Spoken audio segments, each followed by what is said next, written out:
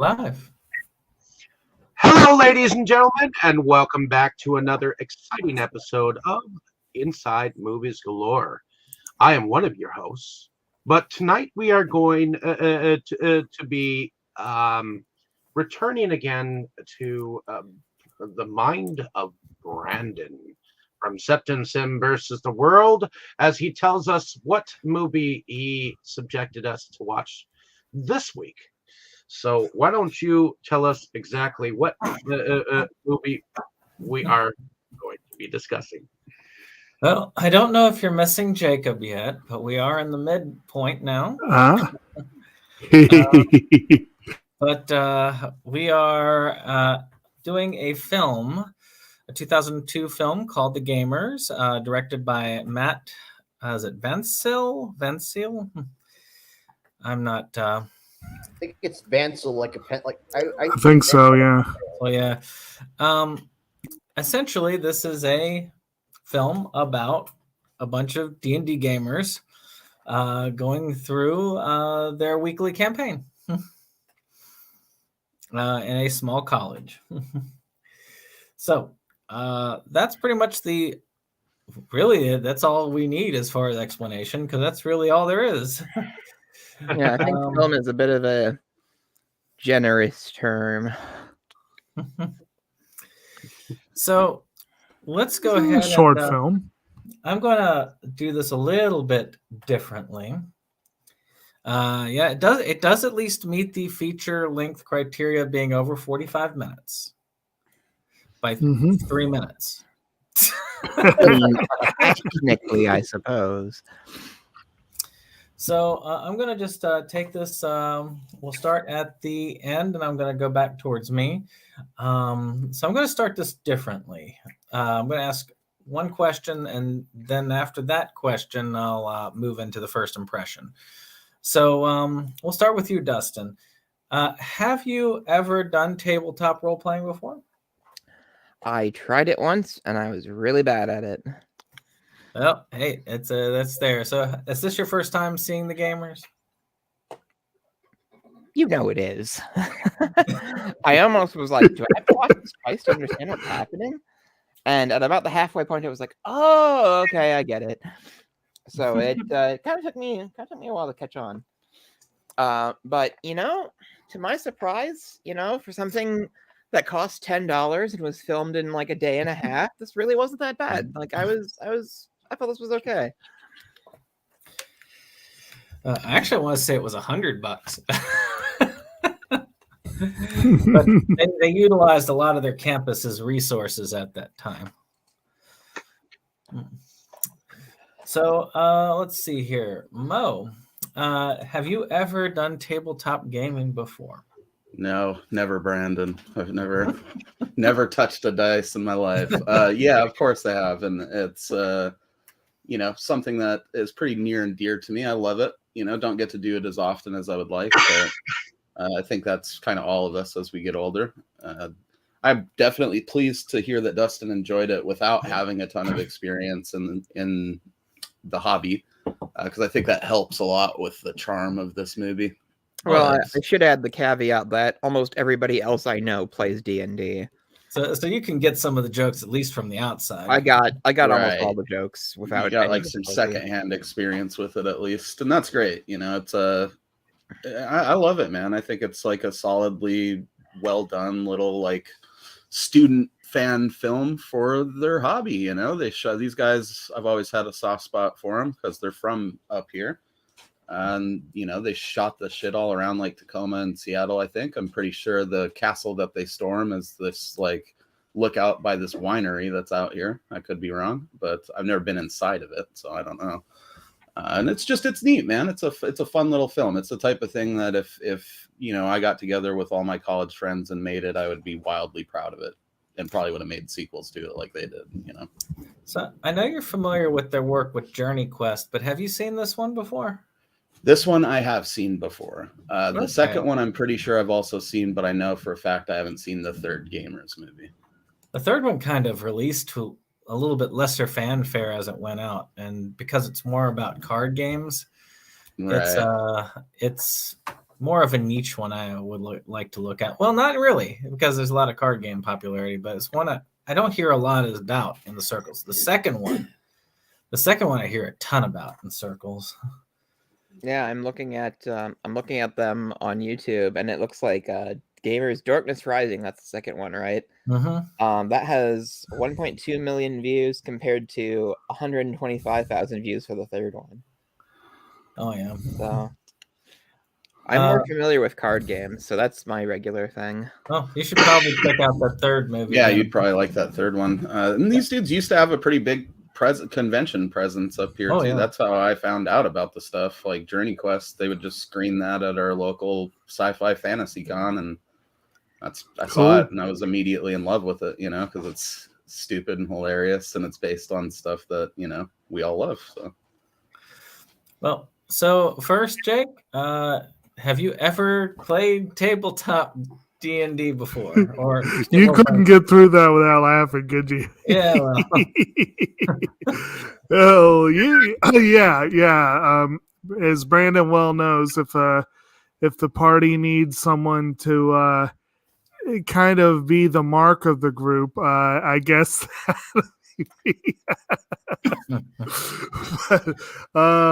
I've definitely done a fair bit of RPG gaming, and I was introduced to this movie ages ago by Brandon. I pretty well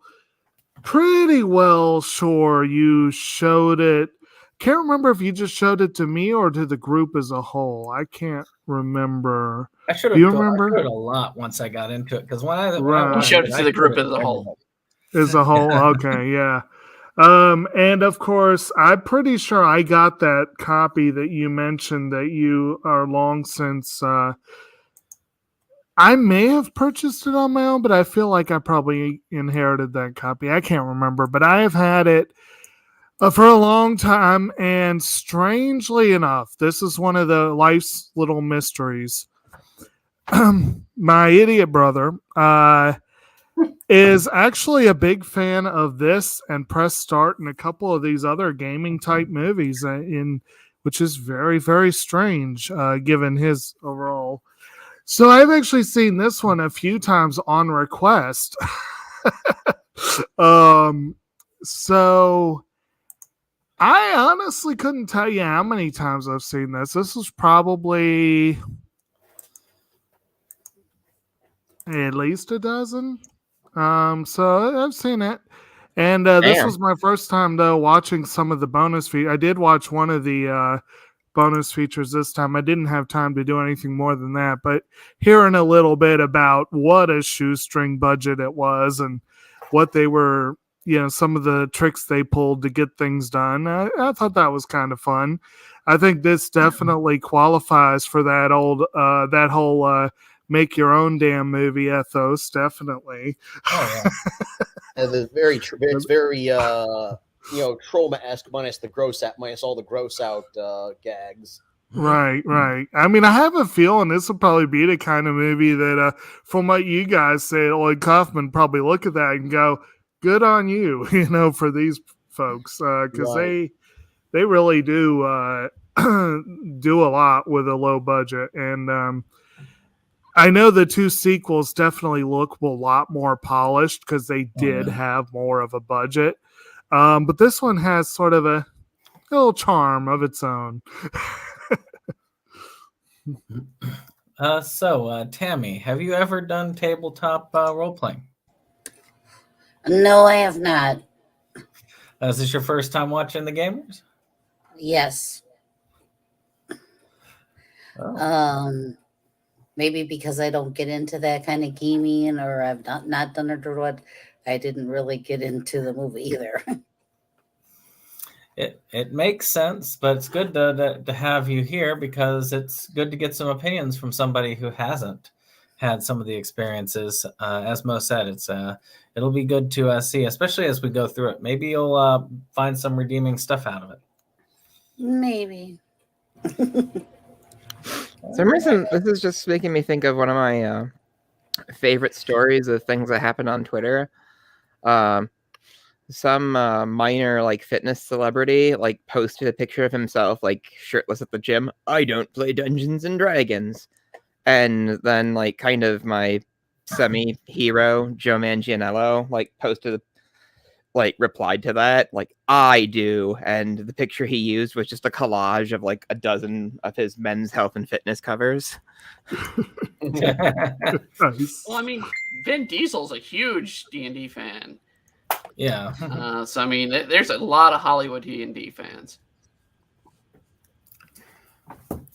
Let's see here.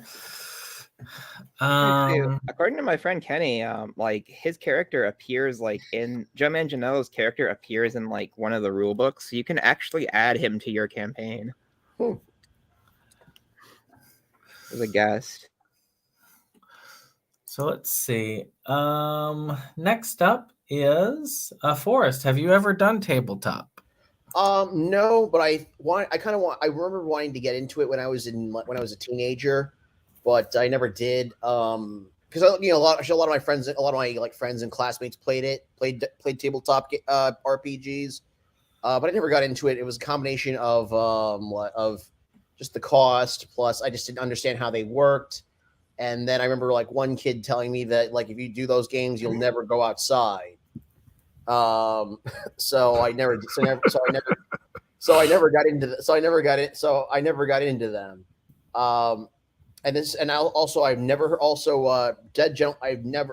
I'd never heard of this movie before.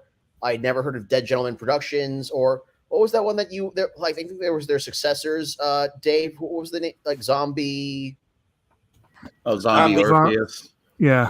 That was the successor to Dead Gentleman, correct? Yeah, Correct. It's what the company morphed into. Yeah, Okay, I think they originally just produced the stuff, but then eventually it like folded into itself and just it became Zombie Orpheus. Like when you go to there's all this stuff from Dead Gentleman is just on their YouTube channel, you know. It's like all one thing. But I never heard of these guys or had ever seen this movie. But I did. But I remember. But I did kind of like how like the whole like the very how very DIY it was. Kind in the vein of like of something that Troma might acquire for distribution or like or who else like low budget pick like Chris Seaver's old company, Low Budget Pictures, or Camp Motion Pictures, any of those people. Yeah. You threw like a couple of dick and fart jokes and a pair of tits in here, it would fit in great with like the Troma catalog of acquisitions, you know. Exactly, or maybe like their battles, maybe a little blood to the battles. Blood and gore, yeah, that's what I was missing. Like this is like it feels kind of like the fantasy equivalent of Troma. And I appreciate like the DIY, the whole DIY aspect of it. I remember at the beginning of the movie, I was kind of like wondering how old this movie was because I saw like this cherry Coke can on the table and I was looking at it. I was looking at the like is that design? Like, yeah, the design of the cherry Coke can. I'm like, oh wow, how old is this movie? It's like 20 years old now, which is nuts. Yeah, you know? 2002. Yeah, 20. Geez. Which back when if you remember what cherry Coke cans looked like back then, I'm like, okay, yeah, that makes sense. But it's so. But because I'm so used to when it comes to DIY films, I mostly tend to see a lot of horror stuff. So movies like this kind of make me now a little more interested in seeing what's in the DIY like film in the whole like I guess community or like the or genre of DIY films, but more for like outside of horror, like more for fantasy adventure stuff. What can be done? I'm interested in seeing like what's done, what's been done outside in that area. Oh yeah, it's. I swear the area they filmed it in really did them some favors. But it was Seattle. Yeah, it was in Seattle. We'll have to definitely get into that on the production because it doesn't look great if you're trying to compare it to big budget movies, but it's not a big budget movie. So, you know, which I think most people here know that difference. Yeah, I like, mean, I feel like it this- looks Oh yeah. it looks dated because I assume what I assume the equipment I assume they shot it on. Like I think that's the main issue. With yeah, it's definitely got that shot on video look. Yeah, it's tasty. I love it. And I do think that the YouTube copy was a little bit lower quality than the DVD copy that I had, but it was much easier access to do the YouTube than through the typical means. The DVD also does not upgrade well on a high def TV, as I learned. Yeah, I was watching it on my Apple TV. Yeah, my ridiculous 4K TV did not seem to particularly like the VHS tape quality. I guess I should probably quickly follow up with Forrest as an aside. I think this was one of the first, as you're saying, DIY kind of films, or I know Brandon is really fond of the shot on video phrase. This is one of the first of those films I saw, and I think it was a good choice. If Brandon had tried to throw me in to the deep end on horror or some other genre like that with those kind of films, I probably would have come away going, who would waste their time on these? But showing me one that I could connect with out of the gate was probably a good plan.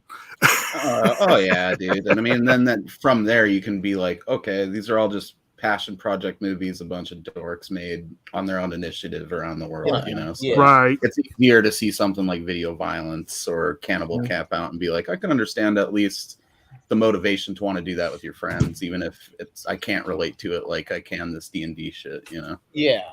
Right. Joe Bob Briggs tried to show us Things, and I couldn't quite get into that. Oh, I love that movie. But Well, like, I love both versions of that movie. That was an unusual circumstance. It was like 2 a.m. and it was like I can't do this right now. Was it the anthology one or was it the like super bizarre drunk Canadian one? Because there's two movies. Canadian one with that one is creatures. so fucking weird, dude. I love it. Because he was doing like shot on video night, and I think it was like I remember that. Hammer and Things. Well, let's go on to Dave. Have you ever done tabletop? Yes, I definitely have. And I was actually part of a guild for a little bit before I started playing with you guys. It's just I fell out of a friendship with the guy that I was playing with, and but I've fairly enjoyed. I mean, I was rough around the edges then. I'm still rough around the edges now playing it, but I do enjoy the fantasy realm of the D&D characterization, and it may be a lot of math and dice rolling, but it's fun when you can have an imagination to go along with it, you know. Especially if you can find a very imaginative dungeon master to go along with that. I don't know why, but I keep hearing like Rogar yelling, "I have an intelligence of 4. Give me that pen." But have you ever seen the Gamers before? Actually, I believe that this one I have, even before like you. It's just it had been a long time. I think I saw it on YouTube, but then I picked it up for $1, $2, and then you started talking about it to me like some years ago, and then I found the third one, and I don't know why, but I really liked the third one. And believe it or not, there are a couple of short films after the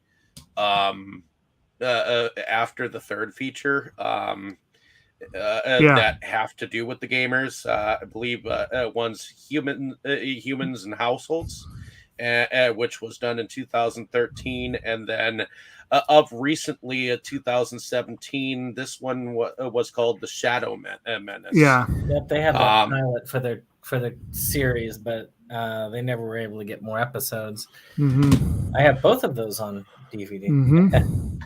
Well, I have all of those on DVD. I even went and tracked down the Dead Campers 1 and 2. Oh yeah, those are excellent. There's an actual. They actually came out with a book, a role-playing book, game book for the Demon Hunter series, which is hilarious.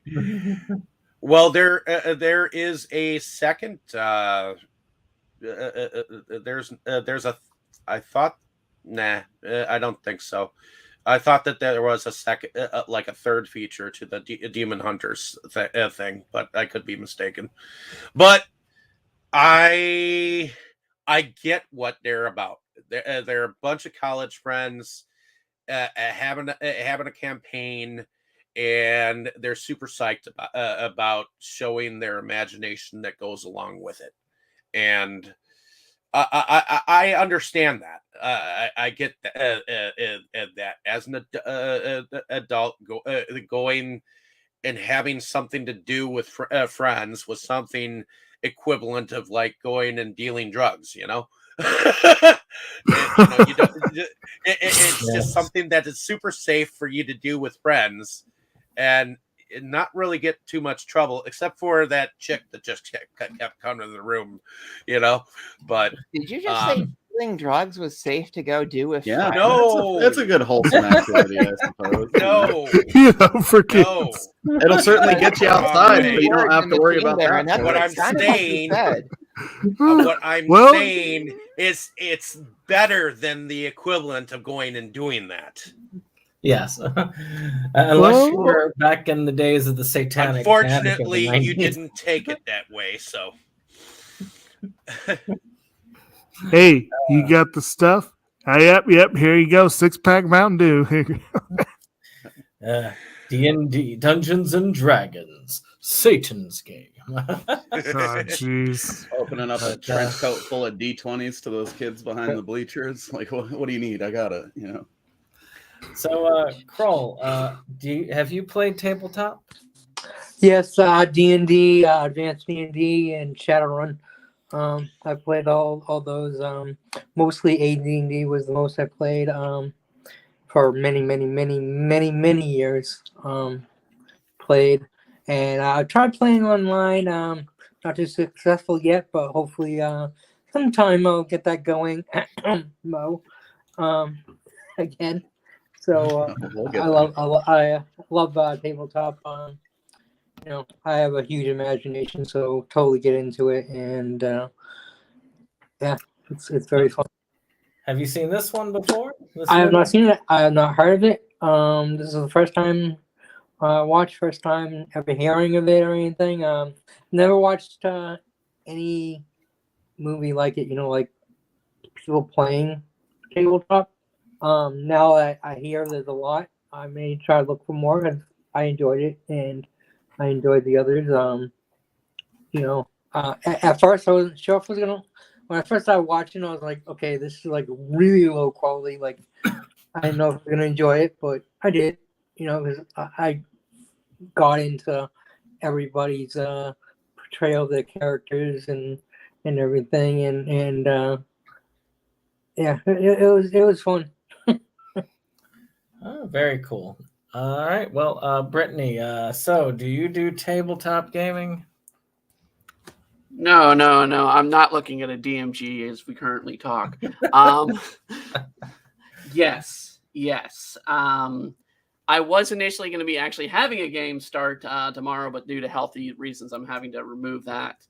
But yeah, I've been gaming for well since the AD&D years, which is the exact game that they're playing in the Gamers. Oh, yeah. I recognize the book by heart that they're playing from. So yeah. Oh, shoot, the bend bars, lift gates, roll alone. Oh god, yeah. having to have that strength roll always was a nightmare.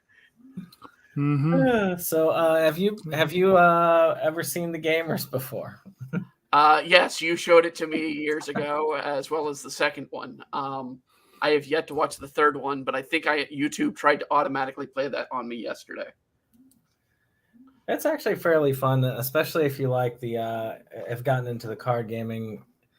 I think a good number of you have gotten into it more than I did, because I never really got into Magic the Gathering. I got Shadow on my mind. The And Shadow. but I did do some of the anime based ones though. Mm-hmm. I don't know why, but the way you said that just gave me like a dope idea for a fake name for magic. If you were doing like a movie like this, and you could call it Hoodoo the Groupening. That's it. So, of Hey, course, they have Flipplethwip. That's a character in Magic. Don't ask me to spell it because nobody can. It sounds like one of those fantasy words that would be written like junk on purpose, you know? oh yeah, It pretty much is. of course. By looking at it, you'd never know how to pronounce it. Right. Those are always fun. Then you find out, and it's like, what? That's just like a noise. It's not even a name. Well, as far as things go, I mean, I've been playing D&D since the mid '90s. Also started with AD&D, and I'll admit this is not my first time seeing the film. As many stated, I introduced some to it. We would go, and I don't know, Brittany, I know you were with us when we were at Jack's at the front table. Oh yeah. Jacob, did you join us after that when we were all in the back, or did you? I was join us at the front. When I joined, we were still at the front. Yeah, I think we probably. I think we may have even moved on. Had we moved on? We might have even moved on from Slayers to One Piece when we moved to the back, right? Yeah, when we moved to the back, it was One Piece. Okay. I have to admit, most likely it was because of my vulgar mouth. And then Joe ended up changing that table setting altogether, and which is sad because that was a we got crowded out by the card gamers, sadly.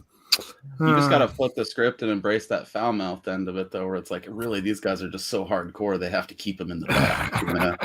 Make those fucking Yu-Gi-Oh kids think you're performing a cult ritual back there. The real card game people don't like the Yu-Gi-Oh people. The game I was preparing to run, there was no bad words not allowed, as long as YouTube would allow them. Oh, no, I remember. Okay, I went to middle school with this girl who was like uber Christian, like Pentecostal, and I remember one day in class. I remember one day during lunch, a few of my friends were playing Magic.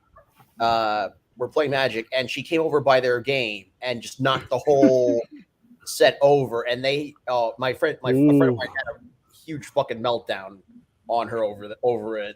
Magic players do get a bit testy when their cards get messed up. She would have gotten hurt. Like I would have hit her with something. Well, my deck is worth $3,000. Like, wow. I never got that deep with it, but I definitely played Magic for a while, and we did get crowded out by the Yu-Gi-Oh and Pokemon kids, and then they just card stores stopped even having like Magic events as frequently and shit. It's whoever pays the most money. Yeah. And well, my deck is just opulent. It's not like valuable. What's that deck? We used to actually have, of course, there was a table up front, and what they would do is they used to have knickknacks on it. And local gaming store, they would clear them off on Wednesday and Friday nights, where they'd be open till midnight. And the store owner would run a game, and the Hero Clicks night, which is how I got started with, because his games were usually waiting list. At level back in those times, and sorry, that was my game books that just crashed.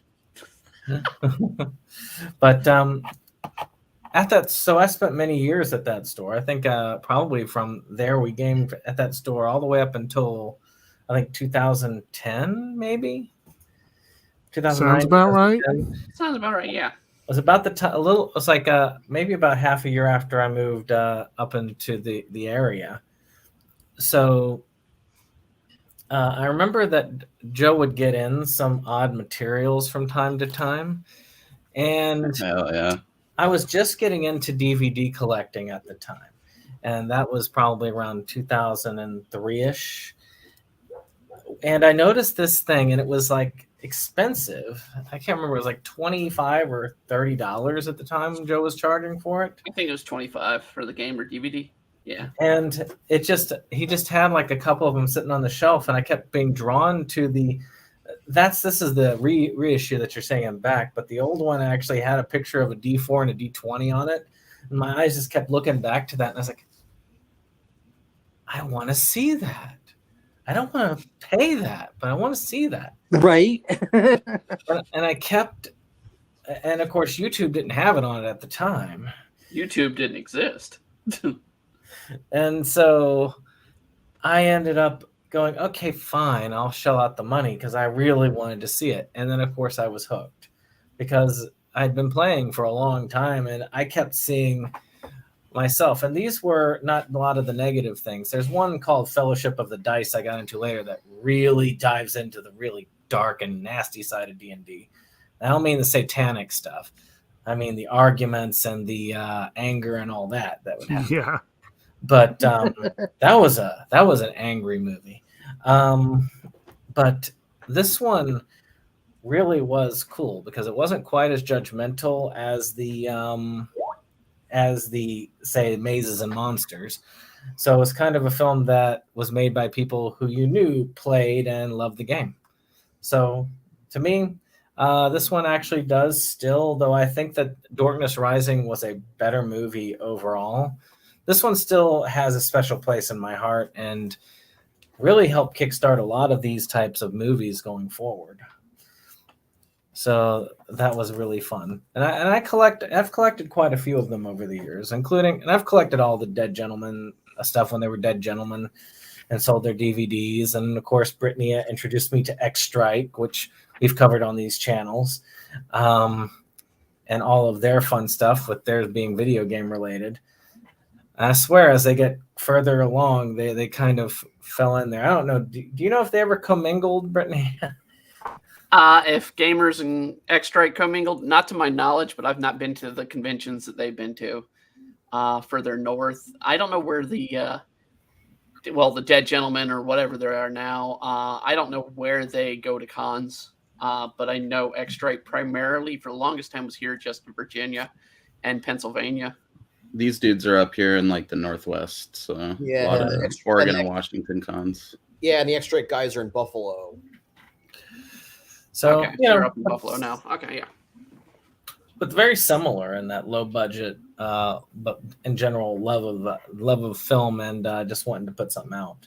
So again, a lot of love for this film, and I guess we'll just dive into it. I'm just gonna run through some stuff real quick, and then we'll hit the discussion. We've got here a group of characters. And I'm just gonna run down the cast list real quick because the main cast is pretty brief. You got Emily Olsen as the princess and the girl that's trying to study.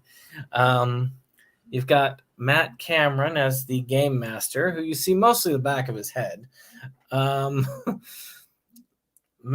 Shimkus as Rogar. Phil M. Price as Nimble. So Rogar is the big fighter, and Nimble is the thief.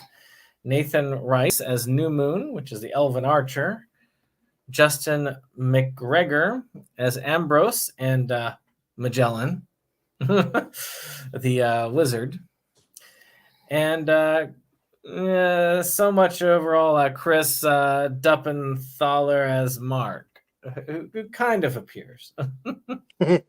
Not to mention that our director himself has a cameo as Hunk, a rather large individual with a very bad accent. D.E.D. did. But they start this off with showing all the character sheets and character portraits. And of course, you get to see them coming into the room, making references. One of the ones I'd caught, because I was really big into reading these series at the time, was they talking about Adris from the Salvatore books, which those were big at that time anyway. And of course, they're all starting, and they're in the basement of this dorm, which apparently I'm guessing that they are in the basement and they're located right under her dorm room, because she can hear them going on. And I'll admit, gamers can get very loud when we're doing the game. So they get started with their adventure. So what do you think of our characters, so to speak? That seems okay. Oh, sorry, Mo. I don't know how to evaluate their stats, but they seem okay, I guess. They're cookie cutter second ed characters.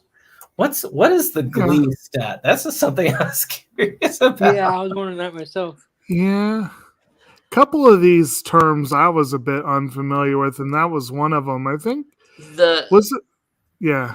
The Glee stat would actually be your what's it? I'm trying to think of the proper term for it, but it'd be how you look physically, and then charisma would be how you are personality wise. Oh, okay. Anybody else? Is it Glee or is it glam? Is Glee or is it glamour or is it may have been glamour. It may have been glamour. Yeah. Okay. Makes sense. Because they let you play out, how well you could charm someone with your looks versus how well you could charm someone with your words. Yeah, another one that's a bit of a plot point in this that I don't remember encountering in a game yet is the idea of piety points. Yes. I thought that was kind of fun, but I don't know. Have we done a game with that? I have no idea. It's not really. It would be something that you introduced in some of the side stuff. It's just like it's a homebrewed, basically. Yeah. But I mean, in a way, we kind of covered it with Renown back in the piece. So yeah. Okay. So I had a fairly low ranking, if I remember correctly. You had Brandon had a reputation. Oh yes, the ankle biter. Well, it totally makes up for that orphanage we burned down. Right. That was great. I didn't mind so much the cookie cutter element of their characters in general, just because it's made very clear these guys die a lot, so they're probably these characters probably haven't existed for very long. I really like though that they did the whole like montage of them trying to remember where they were at, and it's just people dying in each memory. Oh, it's where we were here and your sister died or something, and it's like gives you a little foreshadowing of what is to come, maybe for especially certain characters in this. Sounds appropriate for a lot of the game sessions we've done though, because it's like, what did we do last week?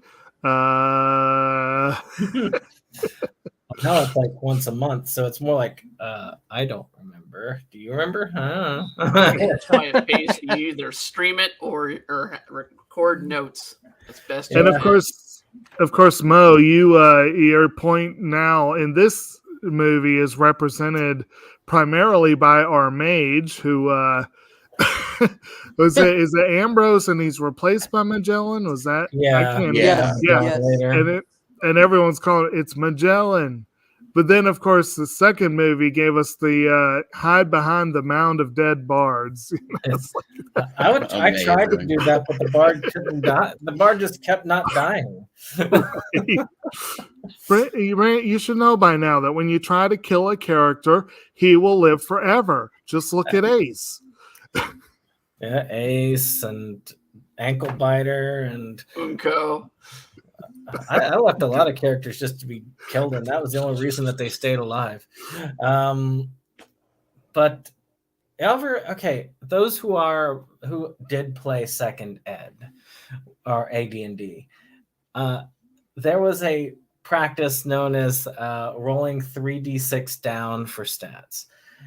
With this way those stats came across, I swear that's exactly how they must have done it. None of this roll 4 dice and keep the highest 3 stuff. Well, the 4d6 straight down, or the 4d6 and replace them, is where which Gary Gygax, the creator of D&D, officially stated was the proper way to roll, because he felt that 3d6 down would just screw you over. But that's kind of the point, I mean, it's like you want to have some bad stats. I've always justified it by it being more realistic to real life. Like, you're gonna suck at some stuff, on average, at Well, least a and- couple of things, no matter what you are. Right. You know, But if some of I their remember- stats are terrible. If I I feel remember like- correctly, I think Rogar's got 2 4s. That's pretty bad. I think the fourth dice was added in to like make the game more accessible to slightly less nerdy kids that might cry about having poor stats or something, you know. So here you Ed go. was, We introduced used for that one of the campaigns I was on. We used a 20-sided, which is interesting because you get really screwed on that. Yeah, Playing it once. really good, but it was You fun. can play it. You can play a level a 3 intelligent character. I've done it. Brandon yeah, It knows. can be done. I don't let when I run the games for the kids, or I don't let them use the fourth dice. It's just 3 all the way down. I want to kill those motherfuckers, you know. Wasn't that like a thing that they did in like one of the early Fallout games? Like if you had really low intelligence, you'd get different dialogue from some characters. Yeah, or some just wouldn't You even still mess with do, you because you yeah. were such a dum-dum, you know. Yeah, it's not as effective in the later games as it was in the early games, but yeah. It's still funny, but I mean, yeah, you could do. I mean, it's the same with in pretty much any of the stats in Fallout games or in the. I don't know if it really plays into the Elder Scroll games. Dude, I played like an orc character once in a game that my buddy was doing where he was so stupid that I couldn't even like buy shit from most people and stuff. He just decided that I was too dumb to talk, so I had to do it through his brother as a proxy, and he made us like, communicate with primitive gestures and shit. It was pretty dumb. So there'd be like a chance he'd buy me the wrong crap and stuff like that, you know. Thankfully, he died a pretty swift death. So, have y'all ever been in a situation where you've had to be quiet, and there would be people who are? I know, I have in Yeah. that sense. But No. Okay, so in undergrad, this would happen pretty frequently. Our thing would mostly be like Xbox gaming or music or whatever, like while we played Magic. And I remember one time we would get in trouble with the RA who lived next door like all the time because they were like really jittery. And one time we were playing Trans-Siberian Orchestra in October, and we got like an angry knock on the door, and she was like, "No Christmas music! It's not even Thanksgiving yet." It's like, and we just shut the door in her face and just completely ignored her for the rest of the semester. So. Yeah, that actual setting did bring me back a little bit to college because they'd have the whiteboards and you'd communicate on the whiteboards. It was a very interesting setting. I mean, it reminded me a lot of that too, but it was just kind of like, I mean, there were moments like that where people would be like, "You're too loud," when we weren't being too loud, and it's like, "No, you're just an idiot, Kari. Sorry." See, in high school, I kind of started with a group of friends. We started in the Oak Creek Library, like after hours or so, but then they kicked us out, and we found a place to play in the military place, like right next door, where they had a meeting room, and they allowed us to go in there, and it was like this long table where we would just depot. we called it the bunker. So we went in there and we hunkered down, had our sliver decks, and we kicked some ass. So, it was some fun. From what I understand, even after I left, people still frequented there. So if you have a sliver card somewhere, I would like that. I was always lucky enough that I've never played D&D in like a public space. It was always at someone's house, and it was always under the understanding that that's what we were doing, so it was going to get loud. And that's kind of the same policy I was running here with the kids. Like, they're going to get excited and they might shout at each other, and there might be that stuff going on. So, be prepared. But it's my own house, like I could totally see how you could get in trouble in like a dorm or any type of public setting just for getting too enthusiastic, because it can happen pretty easily. You haven't lived until you played D&D in a smoky back room of a store. I played I played Magic in a store, but the owner would host them both. I played at two different stores later. One was it was originally a sports card shop, and then Magic came out, and we realized that sports cards don't make as much money as Magic on the whole. And the other one, he was kind of a used bookstore and I don't know, antiques and other stuff, like nothing to do with games really, and he just kind of found Magic and found he could make a lot of money with Magic, and he'd host games and stuff. He was a great guy. He knew nothing of the game, but there's your drug dealing connection, Dave. Great. Those old dudes, those old card shop guys were totally slanging the right. Kid. They probably had the glass blown pipes in the back, you know. I saw somebody buying sports cards at Goodwill yesterday, and it was the first time I'd seen anybody buying sports cards in, I think, maybe my lifetime. Oh wow, sports cards, really? Yeah, I've seen people buy them. I mean, you know, it's actually sort of funny. Because what I do is I go to Goodwill and I buy like all the Nielsen frames that are close to the sizes of like prints and stuff that I have, because I collect those too. And I found one. It was a 16x20, and it had a Sports Illustrated magazine mounted in it. The cover story was Bonnie Blair wins the Golds, February 1992, and it was signed by Bonnie Blair. And it's oh, I just want this for the frame. And so I bought it for the frame. And so this guy, I'm loading it into my backpack after I check out, and this guy with an armful of sports cards is like, "That's a really cool picture you got there." And I'm like, "Yeah, I just wanted the frame." And I just kind of cram it in my backpack. And he looked visibly hurt. Yeah, those guys are nerds too, man. They don't like to admit it, but those sports people are fucking nerds, just like the rest of us. They just do fantasy sports is. I mean, fantasy sports is basically D&D for people who for people who think they're too good for D&D. Right. You know, it's funny. It's funny you mentioned that, Dustin, because it's like I never got big into sports, not at all. But I did collect the baseball cards for 3 or 4 years in my late childhood. And from that exact era, the other day, one of my brothers came home with a box full of cards that someone was giving away. And they were cards from that era. And there were some unopened boxes of baseball cards. And it was like, he might have some good stuff in that. When my dad collected sports cards from the 80s up until he died, like in the mid 2000s. And it was almost all his stuff was almost literally worthless. Like, I think it was only worth like $200, like everything he had. It was abysmal. It comes and goes. It's much like comics, you know, certain times something will shoot up in value, especially if they die. So you just got to hope those old baseball players die. And then you can... I think I actually said to that thing, like, I'm surprised to see somebody getting sports cards. He's like, oh yeah, sports cards are coming back. It's like, they are? Huh. So, you never know. We of course are told by the GM that the Shadow has kidnapped the princess, and the heroes. Shadow. Yes, Shadow. The Shadow. But it's a pretty good clip, actually. It kind of has to because it's 40-some minutes, but.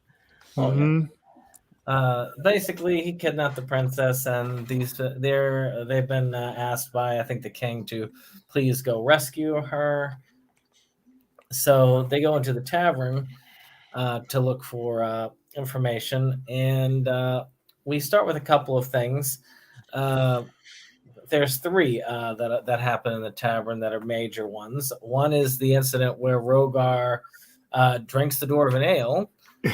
One is the incident where the thief Nimble steals the pants, and then the last is the backstabbing with the crossbow. Or not crossbow, ballista. The ballista. So, what are y'all's thoughts on those scenes? They're great. They're great. Actually, I've done the drinking one before. Sometimes to unfortunate after effects. It's a challenge that when it's put before you, especially if you're someone like Rogar, But they have one of the things I enjoy in this movie is showing the effect that dice can have. You see the bad effect of the one who should easily pass the challenge. Yep.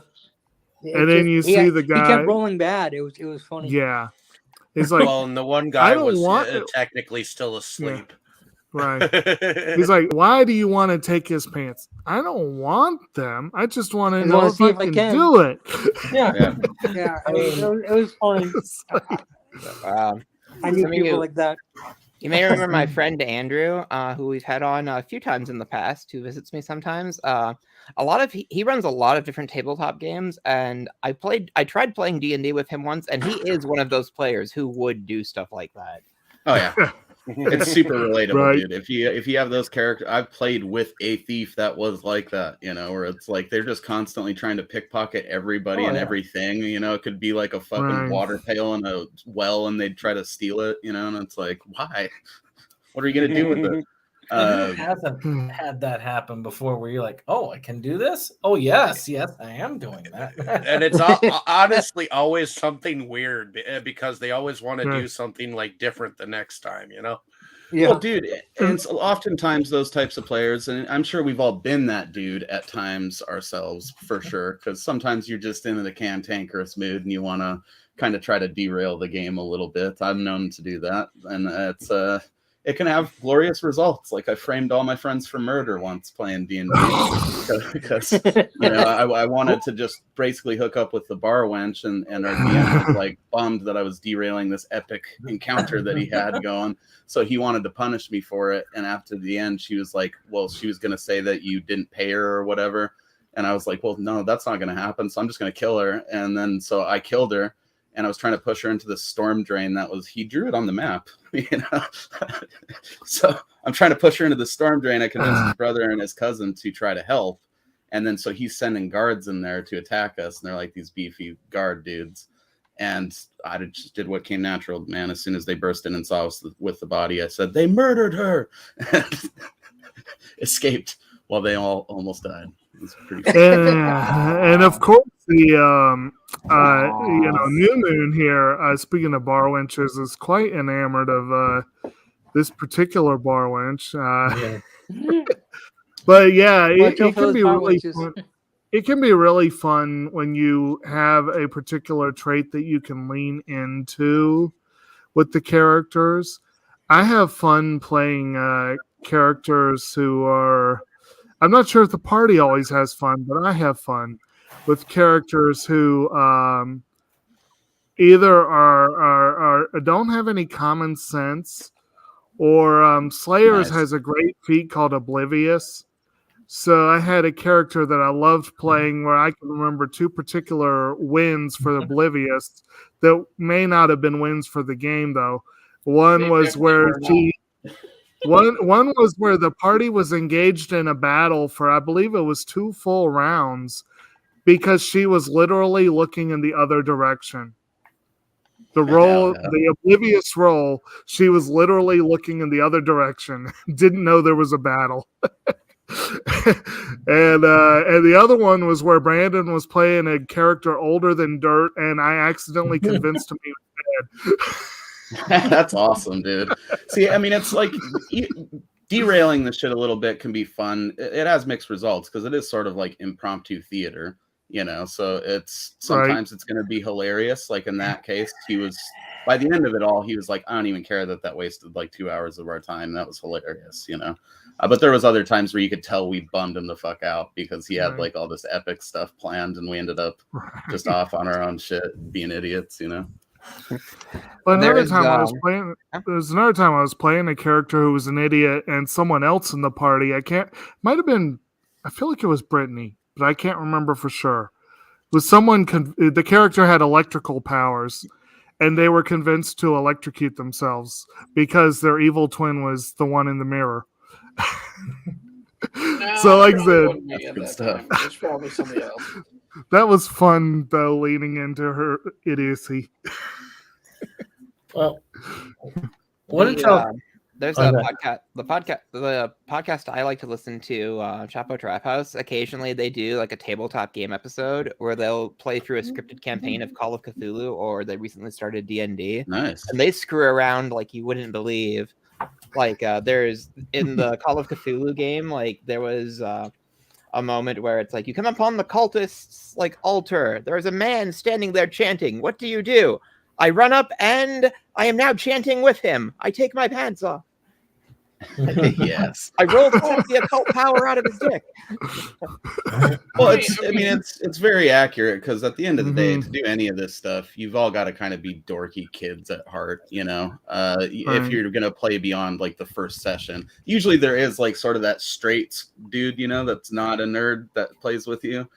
Like I think his name's Mark in this, where he just kind of shows up, Mark. plays for a Yeah. few Mark minutes, has a and takes light off, 'cause he's gotta outside. go get laid, Mark's you know? actually going with a girl instead of playing D&D with Right. us. Those guys can D&D be fun can, too, but go ahead. D&D can be a lot of comedy and improv Yes. put together. Right. Together if you do it the right way with the right people. I mean, you've got you can't really play with like a serious person or really all that well. You got to have like character behind the character when you're playing. That's why Critical Role is such a successful series. Right. Well, and I got people. Oh, go ahead. Well, I was going to say it's well known with our group that like if a game is really serious, I have less than zero interest. I like the ones that have humor to them, where there's a possibility for a character just randomly stealing pants because he feels like it, or screwing with the GM by what's that? I said horn appendix.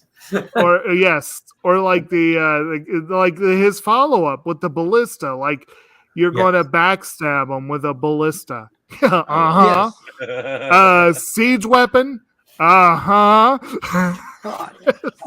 gonna be There's got to be a rule against this. There's got to be a rule. I mean, he wanted to be sure. It's always 276 points of damage. damage. With that, if you're playing. Technically, there is no rule against it in AD&D. Technically. Now, the DM may be able to, like, you can't fit that through the door of the place. I think you should get some wisdom checks first for the big wheels. Right. Or a simple thing of where were you keeping that?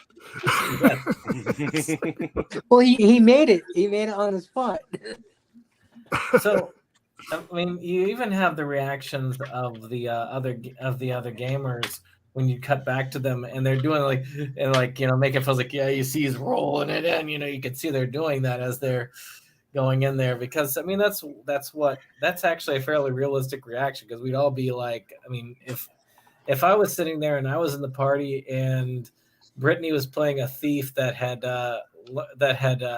used a loophole to backstab someone with a ballista, we'd all be like cheering that on, and we'd be the GM. Yeah, I yelled when I watched it. I watched it in the movie when I watched it when he rolled the 20. I was like, yeah. Or like, are you talking about ultimate loop? Talk about like ultimate loopholes, like the. One of the only games that I GM'd where Brandon took a player character and had a sentient weapon use that character as a tool of their own. Yeah. You guys have mentioned this before. We did a sports tournament called Brass Rackets. It's based on a one-off Slayers episode, where Brandon had a character who literally, he, quote, wanted to subjugate all weapons. That was the language he used. So we used that against him every time we could. And Brandon was his sentient sword. And the sword used the player as a racket in the tournament. And that's like, I'll allow it. Yeah, that's the type of shit that I love, and I mean, if you have infinite possibilities with imagination, and you're gonna just tell some stuffy fantasy story. Like, what's the point of that? You know, I'll just go read a book if I want that. Like, the game I just canceled, I was going to be having a Paladin of America, literally just of America, along with a character who was playing a living ooze that could disguise themselves as furniture. Those were players in an actual game. Lovely. Oh, yeah. You got to have like its representation on the map as just the entirety of North America. Yeah. No, he had his representation on the map as Bandit Keith from Yu-Gi-Oh! Oh, there you go. So Of course, after they leave, which of course covered with blood at the time, um, they leave. They have this kind of campy little scene. The mage uses the Force. They leave that thing, and the mage just like uses this thing. Yeah, close the door. But they do some walking over some nice countryside, and they have their campfire scene. And as somebody who has played in who has GM'd countless games, I've had to say this. Actually, anybody who's run a game, I'm sure, has had to deal with that exact thing. It's like, no, you were asleep. Where the one person on watch is the only one. Yeah. Hey, you can't do that. You're sleeping. Nope, you're still sleeping. I know I've asked that question many a time. Am I still asleep? That or the you're not there. Yeah. And the princess, of course, is speaking through the fire, just giving some exposition. But it then leads to a river. Not the river. And I do love that where they just sit there for a moment, just staring at the river, and he's like, "What about your crippling fear of water?" And I about died laughing when that guy's like, "Oh yeah," and then you just start shrieking like a banshee. Yeah, it was, and he's inconsolable. Right. And then their solution is to punch him in the face until he passes out, but then they accidentally turn him into a pile of goo. That is the best part in the movie. That is definitely my favorite part. Yeah, that's probably my favorite. Me. And a lot of the comedy in this is because the people who have played this definitely can see, oh, this is the kind of logic that, yes, unfortunately, this is the kind of logic that is used by many gamers when they're there. It's like, of course, totally. punching them until they're knocked out. That's the way to do it. He won't cross the border. We'll just have to knock him out and carry him. Whereas the better move might have been to say, "Hey, Ambrose, have you got a sleeping potion on you?" Yeah, I'd have probably just went with a chokehold because he was big and brawny, but yours works too. They could have just used that bridge that they dropped the body from. But we'll get into that when we get the special effects, I guess. Right.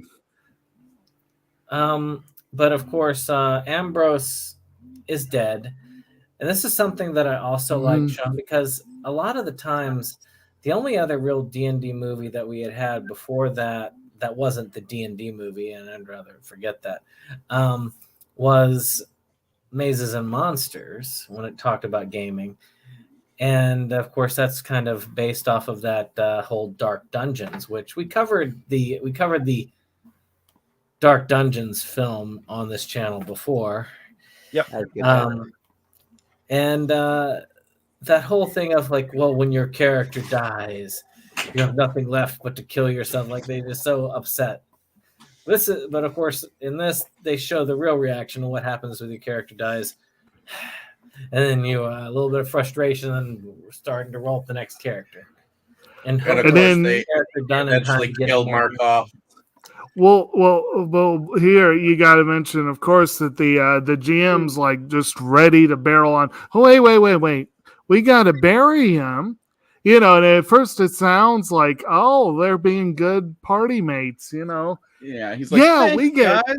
Whatever, however many piety points for burying a party member.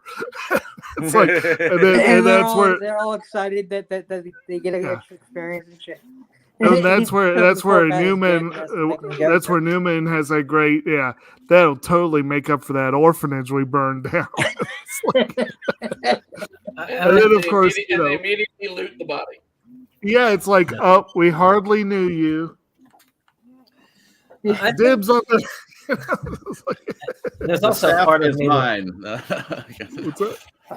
how the was such a heartfelt eulogy.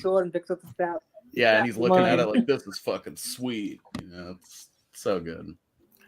Whereas in Dark Dungeons, I know they used a lot of Knights of the Dinner Table references because they were just all over the place. And this one, I swear there's a couple of them hidden in this because I swear they know of it, which was, it is a comic that is, right about this stuff. and that part was right out of what that party would do. Like that orphanage we burned down. Right. Although I will say, from what I've read of the Knights of the Dinner Table, these people are generally more likable and less.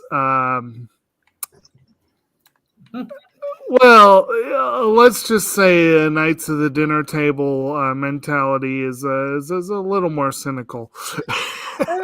I mean, like I said, back when I was gaming on a regular basis, I mean, I would have been friends with most of those people if they were gaming in there, because they weren't bad people per se. It's they were just power gamers. Oh yeah, and I mean, I gamed with a couple of those people. I know who you're talking about. They were. I think the game was really too short, though. I mean, I've never played a game only 45 minutes long. Well, my guess is that it lasted much longer than that, but it was kind of cuts and so on like that happening in between. This I mean, the guy was able to. Go ahead. Sorry. He was able to basically roll up his full character and stuff before the game ended, and those can take a long time. Sometimes. They can. Now, the name, for me, the name was the hardest part. Like I have a feeling that he probably copied over almost everything and just changed the name. Like my Bard template.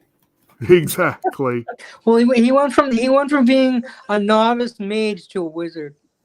Actually, that was one of the funny things in the second film. If I'm remembering correctly, the Bard was like the game shop owner, and he had his employees helping him make the character sheets, right?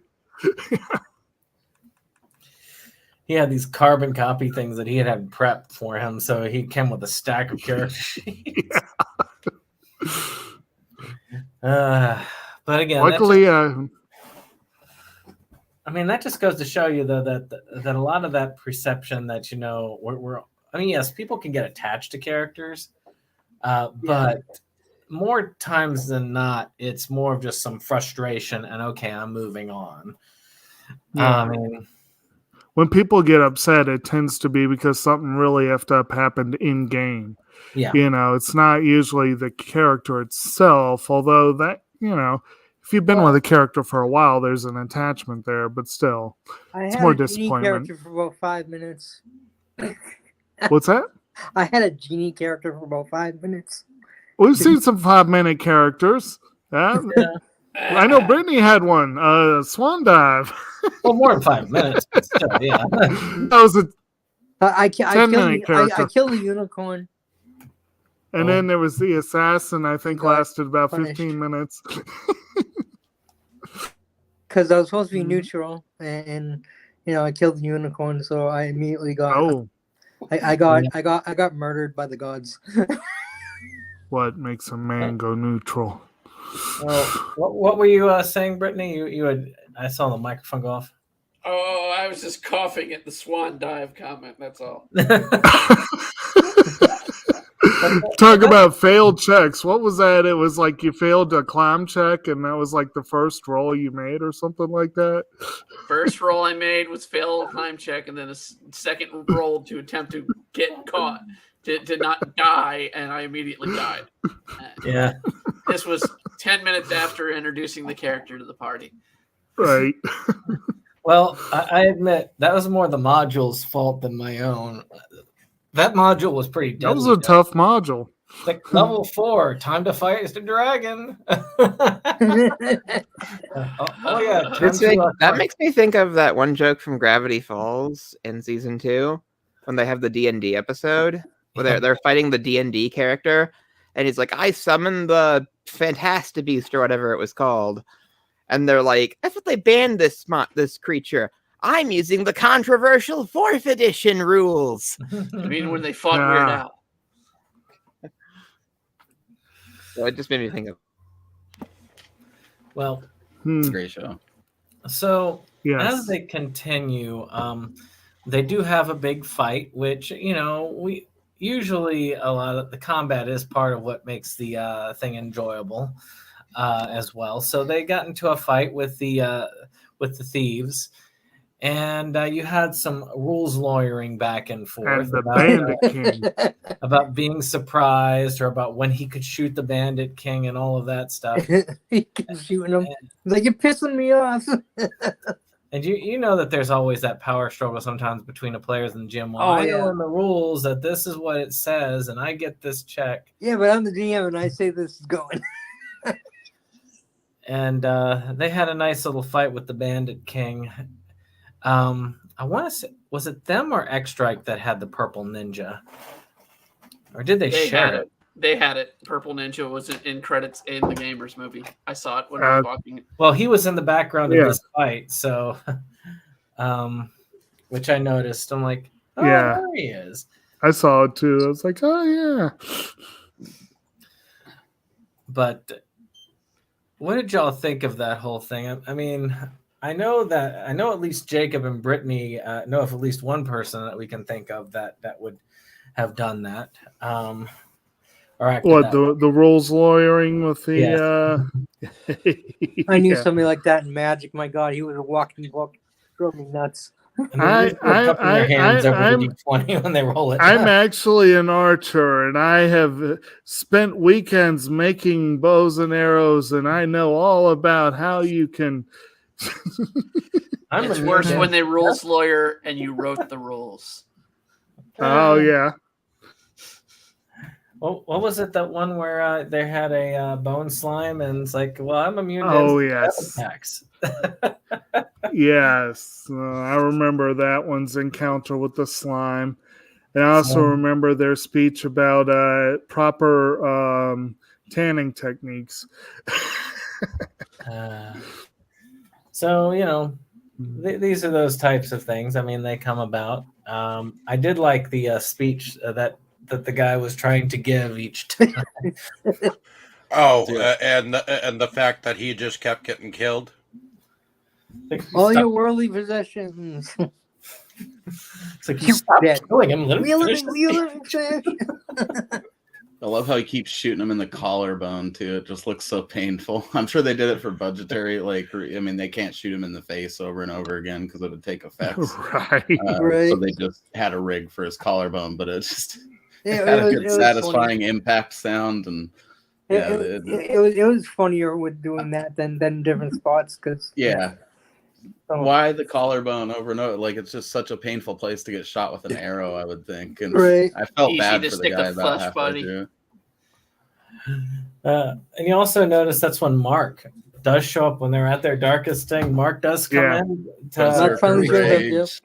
Goes in Berserker Rage. I love the Berserker Rage. Blood, death, and vengeance. Yes. He was always with them. If you kept watching him, he is. Through, you keep seeing him in the background. That's one of my favorite parts of the movie, man. I would die every time. That's like when I was playing Dungeons and Dragons Storm Rage, and we had a group of people going up against the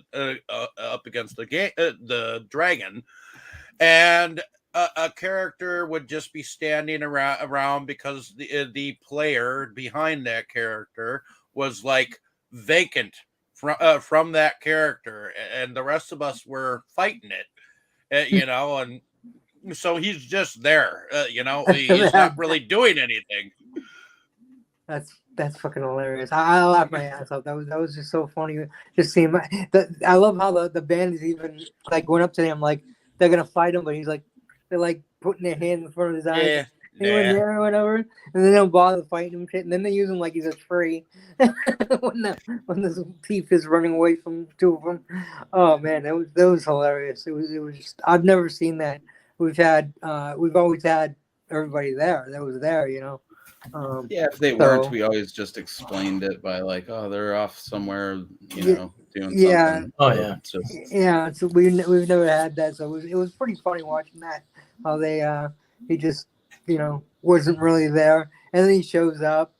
He shows like short and sweet, you know. Comes in, saves the day. He's like, oh, I'm gonna go out with the date on a date.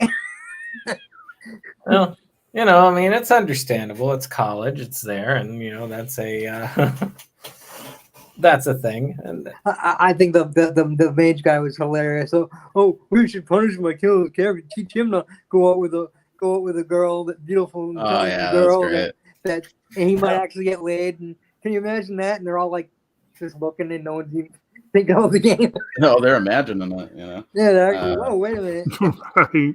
I mean, yeah, the first time I heard that, I took it as a dig, and then the second time, then after that, I really looked at it. I was like, no, this is more of a reflection of how the other people feel that they say this, but they're actually jealous. And right. That's understandable. I didn't take it as a dig. And I did like how they kept like reminding him of Mark's existence, and then it would just pan over in their EP, or when they're walking. The four of you, the five of us, yeah, the five of you. And then, of course, they end up sending him against the Shadow, the first one to die. Don't forget his catchphrase. Pretty short. Yeah. Mark's gonna be pissed. Death and vengeance. Yes. Death and vengeance. We got to cover the. Cover what? The critical hit. Yes. Because that was awesome.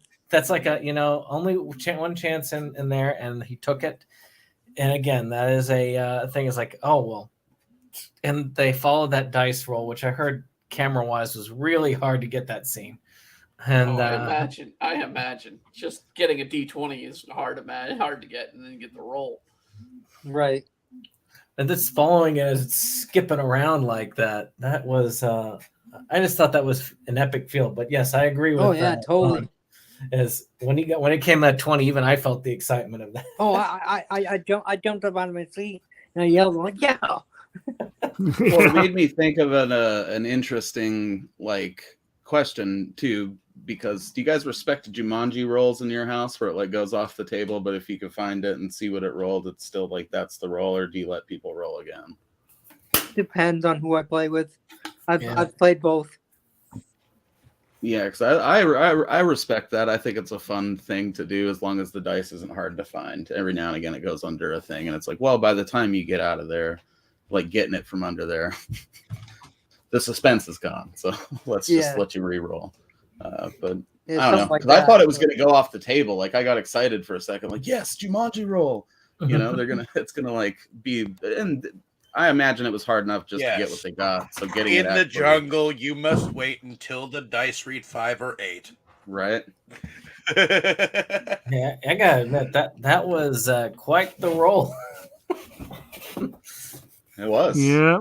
Yeah. My friend was an evil mage, and he wanted to become a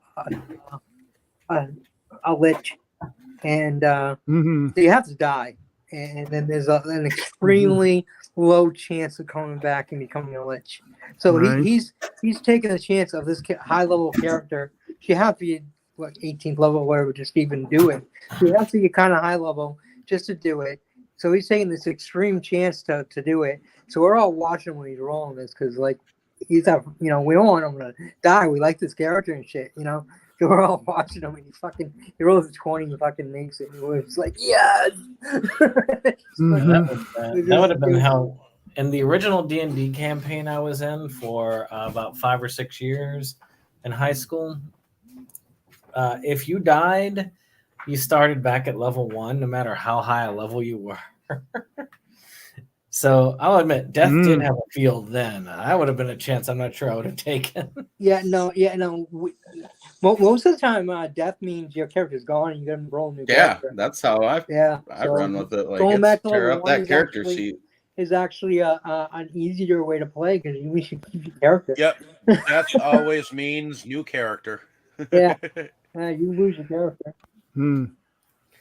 Yeah, I had a character that if he died, he went to hell and came back because he was a death minotaur from down in the gates of hell. But see, I just like being at death's door playing D&D, dude. Like, it's exciting. I got trapped once, and so I didn't die, but I couldn't play, so it was kind of a DM loophole into some people help me out. I mean, speaking of characters, go ahead. What's up? I was going to say, speaking of characters coming back from the dead, the next scene is the one where we meet the new character, right? Am I remembering that correctly? Yeah. Before Yeah. that, though, what did y'all think Okay. of how they illustrated it with the arrow? That was fun. I Very liked Hot Shots based. Yeah, Yeah. it's reminiscent of other things like that I've seen, and it's a fun time whenever they make Yeah. an arrow do something stupid like that. it. Hmm. Well, and also, like y'all was saying before, I think it would be kind of hard to throw that arrow straight into his face or whatever. So the idea where it kind of faded to white instead of doing that, I'm sure, Mo, you were heartbroken at the lack of gore, but I don't know. I always found that Yeah. kind of amusing. You know what would have been funny though? They missed a real opportunity to have it show like the arrow with all that buildup, and then it hits him in the collarbone again, and he's like, "Why?" You know? I agree. Yeah. That would have been more funny. That would definitely. Yeah, but I did like the fact that the arrow got confused. Like, where the fuck is he? You know? Yeah, I kept Right. finding it, and like you couldn't find. Well, him. that's what the Nat 20 was it turned it into a heat-seeking arrow. Pretty much. Yeah.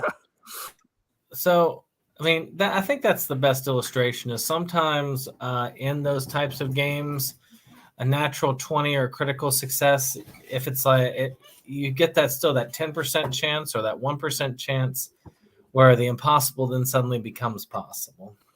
Yeah. Oh it's an yeah, exciting I've certainly feeling. I've had multiple games where I'm like, yeah, I can't hit that character. Come on, Nat 20. I almost never get it, but still, I know the feeling. I know the feeling. I've had some good luck with dice for the most part. I've been fortunate. I've derailed a game or two, but I've saved the day several times as well with like some stupid roll that I wouldn't have made any other time. You know. Yeah. So it's what do you got to lose but a dice roll or your life? You know what I'm saying? Yeah. Like I said, we had monster characters, so we had some really epic battles.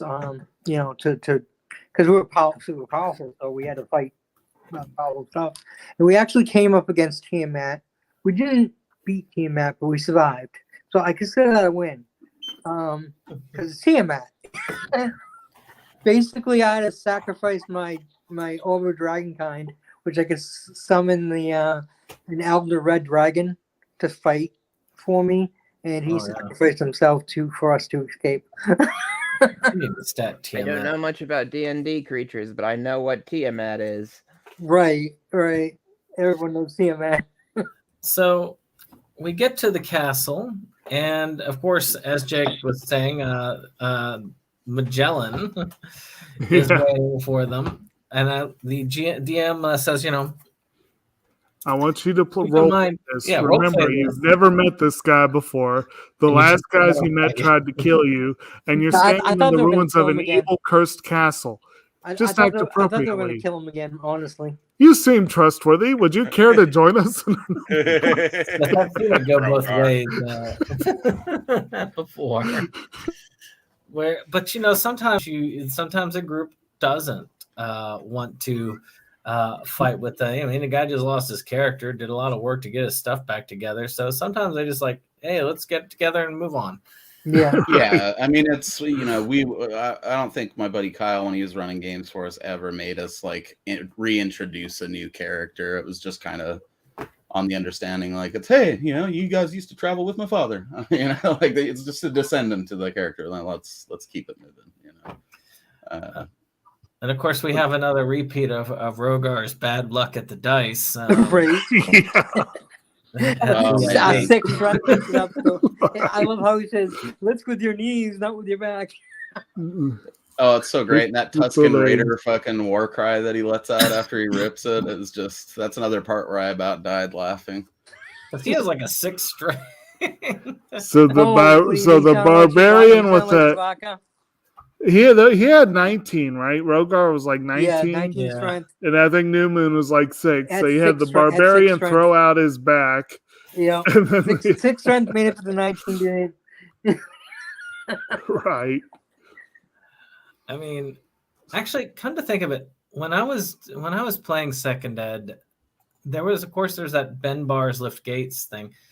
I don't recall hardly any times I've ever used it because the stat was always so low, even with a high strength like that. I mean, any of you have played that version? Ever try to use that stat? Used it I'm once, not was really successful in familiar. it. Although I had lucked out and I was playing a bard with a massive amount of strength for some reason. I just lucked out in the rolls because we were doing straight down. But yeah, I had to use it to pry open some bars but I had a crowbar, so I mean it helped. So you were the what's funny is So you were the fabled barbarian. Barbarian, yes, I was the fabled good barbarian. I rolled a mage, but I actually rolled a 6-sided. But I rolled all 18s, like straight up. I just kept rolling 6s all the way down. So I had all the stats, but I was wizard. But one time I was fighting like 2 goblins at once. I'm like I'm gonna cast magic on one and I'm gonna punch the other one in the face, and I did. I killed one by punching him in the face.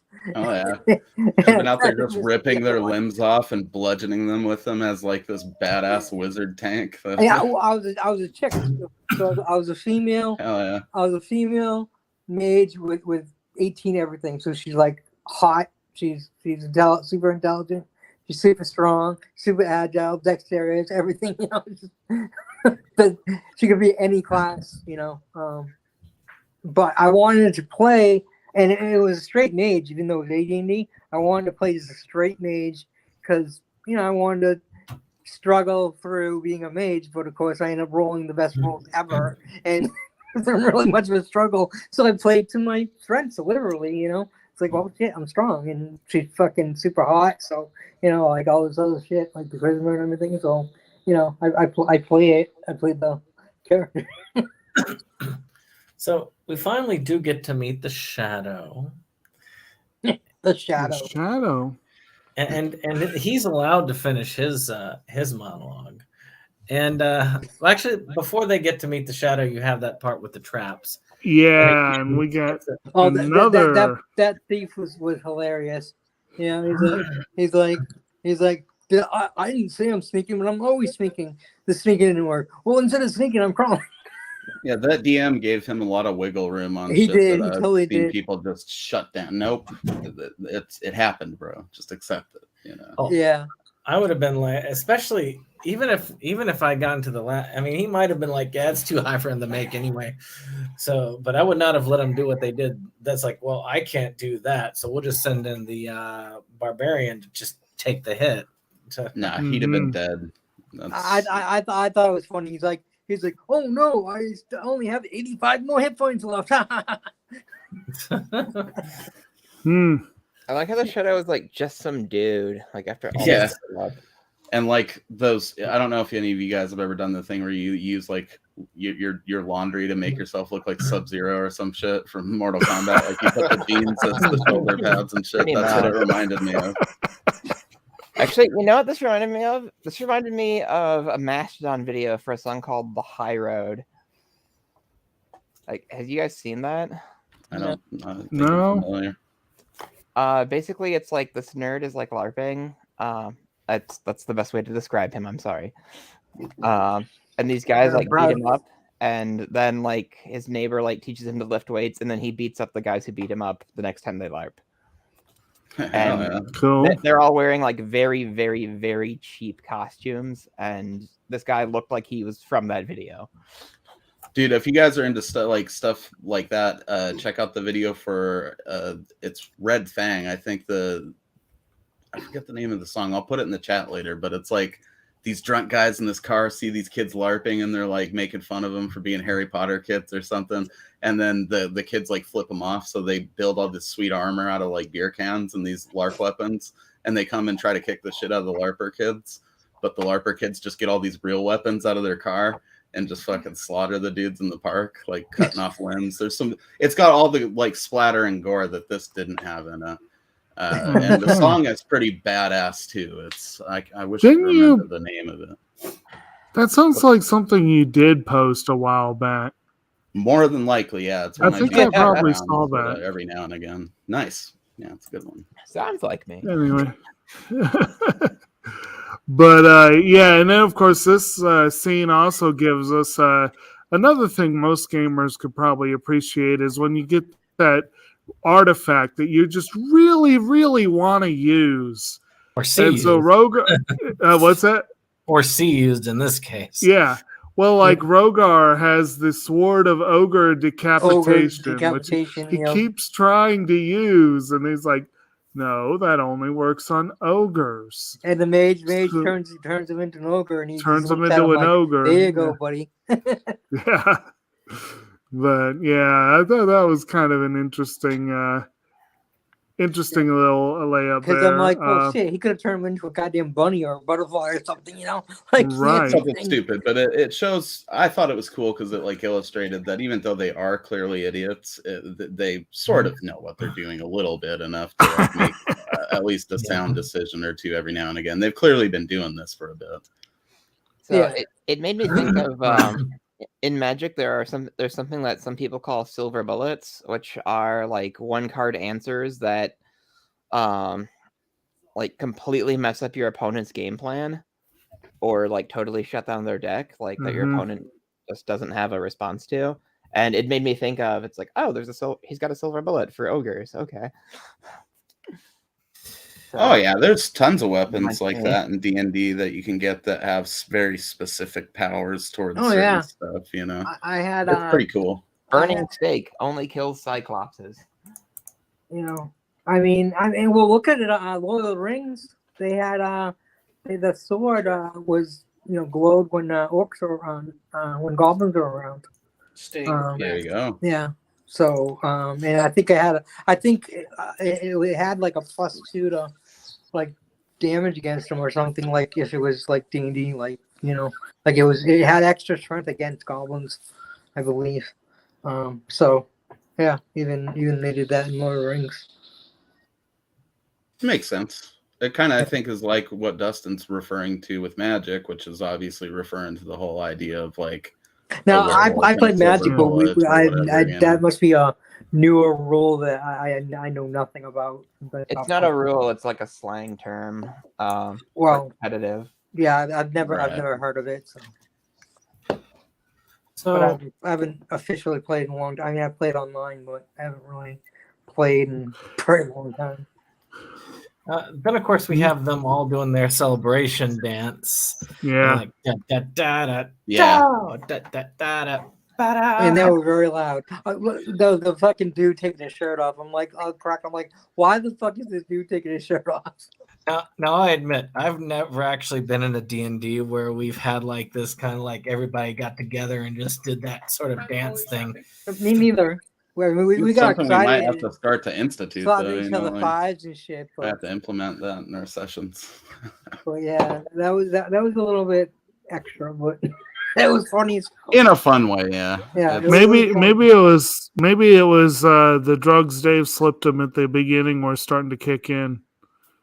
Or something. They are college kids, man. So I imagine they knew how to party too, even though they were like the D&D kids in the basement. Oh yeah, I'm sure. But I admit the last part of this was a bit odd. They took an odd turn. I love it so much because it's so ridiculous. It was very weird. Like I was like, why did they do that? Like it was just kind of because it's stupid and fun, It's like, oh shit, their characters were killing everybody else half the time, so they might as well kill themselves, Well, they're obviously like they're evil twins. That Deadpool comic where they drew Deadpool came and killed everybody in all the writers and Marvel and shit. I like how that girl comes in and flips out on him again, even though there's like dead bodies around the room and they're all in costumes all of a sudden, Stupid game. Yeah, that's good stuff. Right. Or when she popped in on them when they're in the middle of like that battle scene or whatever, and she comes in and for a minute she's like in the fantasy. I thought that was a super fun touch. Yeah, that was just like stop including me in your effed up fantasies. But I do like Princess. I admit the last part where she goes in there in her room, frustrated, and she's like, "Effing gamers," That was I admit now that was a good way of ending it at that point. Yeah. Yeah. It was great, and it makes you want like more of it, because Oh, I definitely did. obviously I there's was like like, a oh, shit, that's running it? story through them, Like So I didn't notice how long it was, Hmm. so I didn't know how short it was. So I'm watching it, and all of a sudden it was over. I'm like, oh shit, it's over? What? Like, wow, that was quick. well, I'll send you the link so that you can check out the other ones through their YouTube channel. I watched another it on fun YouTube, dude. thing. If I'm remembering, it started playing the second one automatically. if I'm remembering correctly, and Brandon, you probably tell me if I'm remembering this wrong. But I do believe the Shadow Menace is a direct sequel to this. It just takes place years later, because it's like they're still here and trying to make their way in the real world. See, And, I don't know. Dave, have you seen that Yeah. one? Did you watch that episode? Which episode? The Shadow Menace. I know you said you Yeah. had it, but did you? Yeah, I Was have that it, a and I direct watched sequel? I have not seen my copy yet. Oh, okay. it. It is and it isn't. I mean, it doesn't Hmm. have any of the original characters in it. It's Well, been yeah, a they while all since I died. actually watched it. Well, again, it has the fantasy characters in it. Yeah. I have to rewatch my copy. I Yeah. watched it when I first got it. I need to see it and again. So, what did y'all think of the idea of the fantasy characters basically coming into the real world and killing all the rest of them? That was It hilarious. was odd. I made it more interesting. Like I liked that. Yeah. I thought it was a little. I don't want to say predictable because it was like, oh, it was unexpected, but at the same time, it was kind of like, oh, I see what we're doing here. See, it works well as like just a one-off thing too, because we got to remember there was a time period where the other stuff didn't exist yet. So it's like, Oh yeah. It's just ending the movie like that was super weird, and like I said, kind of I just mean, like the absurdity of it. They give you hints too, because they're like, they're all talking, and they're like, we hear two people. Oh, you hear three more. So it's like exactly how many people, and they're all talking while it's going on. So it's kind of giving you hints, except for the door being locked. See, Was I it just locked? But, even yeah. when it showed him in the hallway, the dorm as the Yeah, fantasy characters, yeah, they initially did. you could think like, oh, they just ran out of money or they got kicked out of that sweet castle place. So Yeah, they're yeah. just I was, back I here was, at the I college was like, I for thought it whatever was weird for reason, a second that they were showing the hallway, but then I didn't really think anything of it. But obviously, that was leading up to what actually transpired. So yeah. But yeah, that was just actually Tammy. I know that a lot of this has probably been like just end talking that probably has gone over for you. I don't know how much exposure you've really even had to this type of gaming. But what did you think of the ending? I thought it was kind of like, oh, like you guys said, that's really how it's going to end. Okay. So it was a little bit weird, a little bit like unexpected. Fucking gamers. But, I didn't, because I don't know anything about this gaming world or anything about what you guys have been talking about. I didn't know if it was something that, really would go along with it or not. Oh yeah, I've been killed several times by characters I've created. It's a thing. No, I'm glad Tammy I was. never have. I never heard of it until I read the Marvel. So it was I've new to been me. rolled several times, man. It's Dude, I wish I could bring some of my characters Well, into the that's real kind of world. like That'd be a fourth. awesome. That's kind of like a fourth wall breaking. Almost, Yeah. you That was a know. weird little Yeah, flourish they did. we didn't do that. I mean, we've done the opposite where we brought ourselves into the gaming world, Yeah. figuratively. Where you make Figuratively. yourselves as the characters. Yes, we've done that a couple of times. Yeah. A lot of times in horror-linked games, because it's a lot like if you're playing like a game like All Flesh Must Be Eaten and you're trying to survive the zombie apocalypse, sometimes it's interesting just to say, okay, create yourself. And Yes. maybe that's Halloween, I'll run an All Flesh game again and have as many of y'all to participate and just make yourselves to see how well you do. But I mean, it's but it can be fun, or have a character like Brittany ran a game where we had all of our original characters go into another world and gain powers,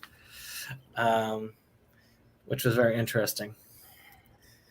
So, and George did that too. You know, so that was again, it was an interesting time, and we still occasionally enjoy. But I think this did a lot of good callbacks to past fun that we've had. And this new thing. And I think Tammy's reaction to it is probably about what you'd expect, because everybody else here, even like Forrest and Dustin that haven't played the stuff firsthand, have had enough like secondhand experience with people that do, or exposure to it in pop culture, that they kind of get it a little bit, even without having played it. Much in the same way my brother would probably get this movie, even though he's never actually sat in for more than like a session of D&D with us. And you know, so it loses a fair amount of its charm in terms of like, you know, the jokes and the everything that's literally everything that's going on in the movie. So I can understand why Tammy would be like, I mean, it's, you know. Well, I got that they were role playing and stuff, but when they would talk about things about, you know, my points and this and that and everything, I didn't understand any of the stuff that had to do with the game itself. I could see that they were role playing because of the game, but other than that, I didn't really get what they were doing. and I agree. I think sometimes, I mean, this one in particular is more skewed towards the group. I mean, people who have at least had a general knowledge of what was, I mean, with some of the jokes or some of the functions. I mean, like I said, it could be like anything. I mean, for instance, if let's say we had taken like some people who had been going to, just an example from one of your passions is the car shows. I'm sure that they could make an excellent comedy about that with a lot of jokes that you would understand that many of us who have like own cars would. Yeah, we have no clue. But I'm sure you could even think of some funny stories from car shows. It's like any subculture, you know. It's like anything. But that's the thing is, I think that's the deal, and that's, I think it's good in a way because also it can get people like curious maybe, or even ask questions like, okay, this is supposed to be funny. Why is that funny? You know, and maybe draw people into these things, different things. I think. There in Tammy, they have like vampire-based tabletop role-playing systems and shit. So you know, you know, it was actually fun listening to you guys so far talk about the games and the things you did and the things you played and this. So that part was quite amusing. Good deal. You know what? There's a lot of passion to it. Yes, and a lot of imagination, and with the right people who know enough about the game, they can actually be really fun at times. Oh yeah. So they feel like real memories, you know, because they are. But I mean, it's like it feels like you really did that shit with your friends, you know, even if it was with dice or paper or whatever. It's pretty rad. You know what's funny is you guys started playing late 90s, whatever, or a little later. I played 80s and then early 90s, and my mother actually played Dungeons and Dragons originally when it first came out. Yeah, you were playing back in first edition when you had to whittle your dice out of wood. I played third edition. Thank you very much. Did play first edition once with my uncle, because my uncle Al was like one of the first people to get Dungeons and Dragons. And incidentally, he's the one who introduced me to Magic the Gathering too. The closest to bringing Tammy to playing a tabletop game was this last New Year's, where I coaxed her into playing chess for the first time. I have this really nice wooden chess set that I got in Germany that was like really carved and shit. So I pulled it out and we played it, and she actually enjoyed it, I think. That's the thing is, I want to get there. Like I say, I mean, I can think of things, And I brought up car shows because I know you have that as a passion, and I've been to a few of them, and I could think of fun stories that people I know that have been in there that have done. And I love listening to what people talk about with their passions because there's reasons why people are passionate about things like those. Oh yeah. Like I one think day, something. one day I'm going to get up there to Wisconsin, and I'm going to see that. I'm going to see that car because I want to see that. Well, just let us know. In fact, it's supposed to be 60. It's supposed to be 60-some degrees out tomorrow, and I'm going to go check on her and maybe take her out for a spin. There you go. We'll have to plan it maybe around Father's Day weekend or something like that, because there's a car show that happens like right near us that's really cool. Yeah, maybe. The Father's Day one is one of the biggest ones. Borchardt puts it on. Borchardt is... Hell yeah. Some sly shit, setting it on Father's Day so the wives can't weasel out of it, Well, Borchardt is known for, that's where it's a store that you go to modify your vehicles and stuff like that. And Borchardt is like a name here, so they put it on, and they've been putting it on for years. Why everyone assumes a vehicle is a she, like men and women both. It's like she.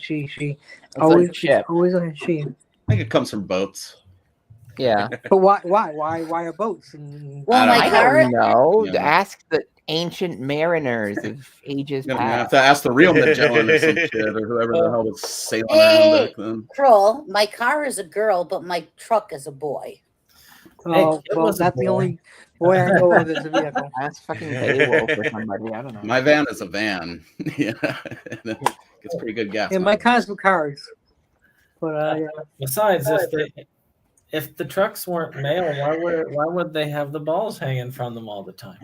Oh my lord!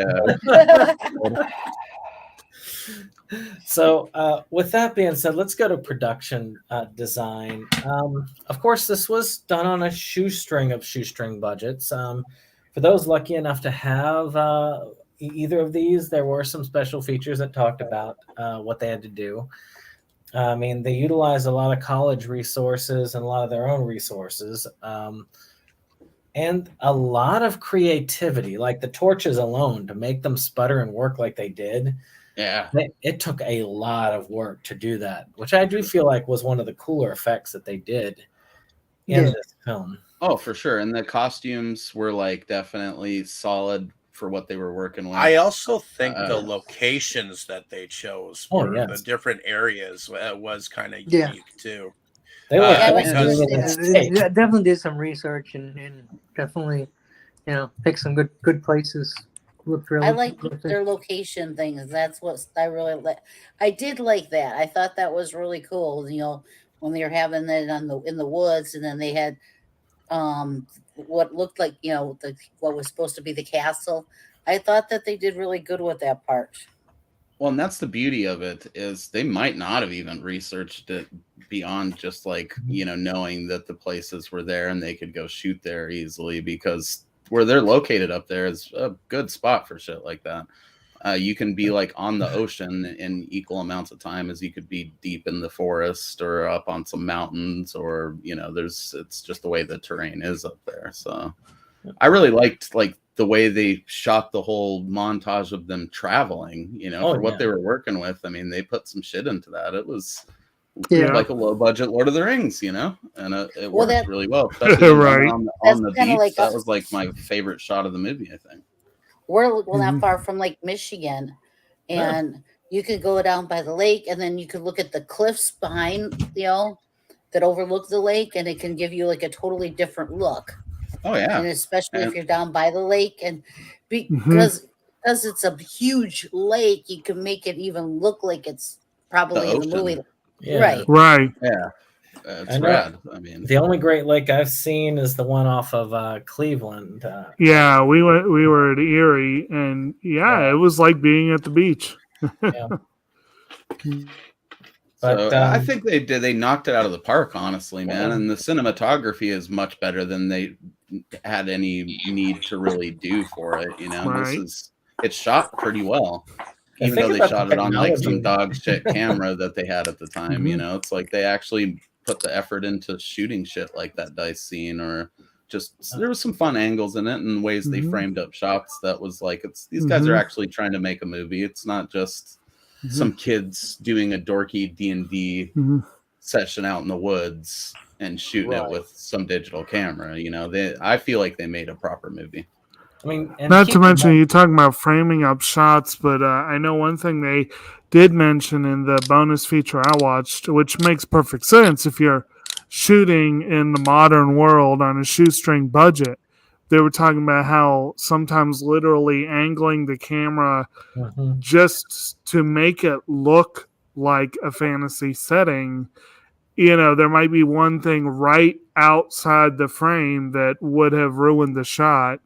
So just getting that There are there. one or two of the wood shots that you do see some random people Yeah. walking in the background. That And of always course, the, happens with these movies, man. I mean, it's impossible to avoid when you're shooting in these public spaces like that, with absolutely no permit or right to close it off or anything like that. You know. And then look at the one in the river, which is which I think about it now logistically, they needed to use that bridge really to drop the body from, but you could see the shadow of the of that framework bridge in the background. They dropped it off. Right. But it's still, you know, quite amazing to see. And then editing, you got to keep in mind about the editing as well, because this isn't like it is Yeah. now, where I can sit there and I could edit this video and drop in effects like that pretty easily.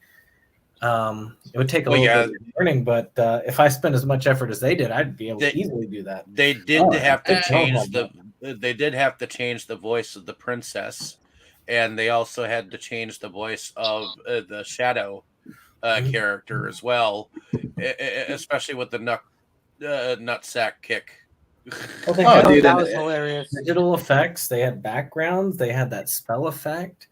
Several pretty decent CGI bits for the time. I mean, they're not like Hollywood level, but for being like a shoestring, It's budget basic film. After Effects. There will be movie. It's After Effects.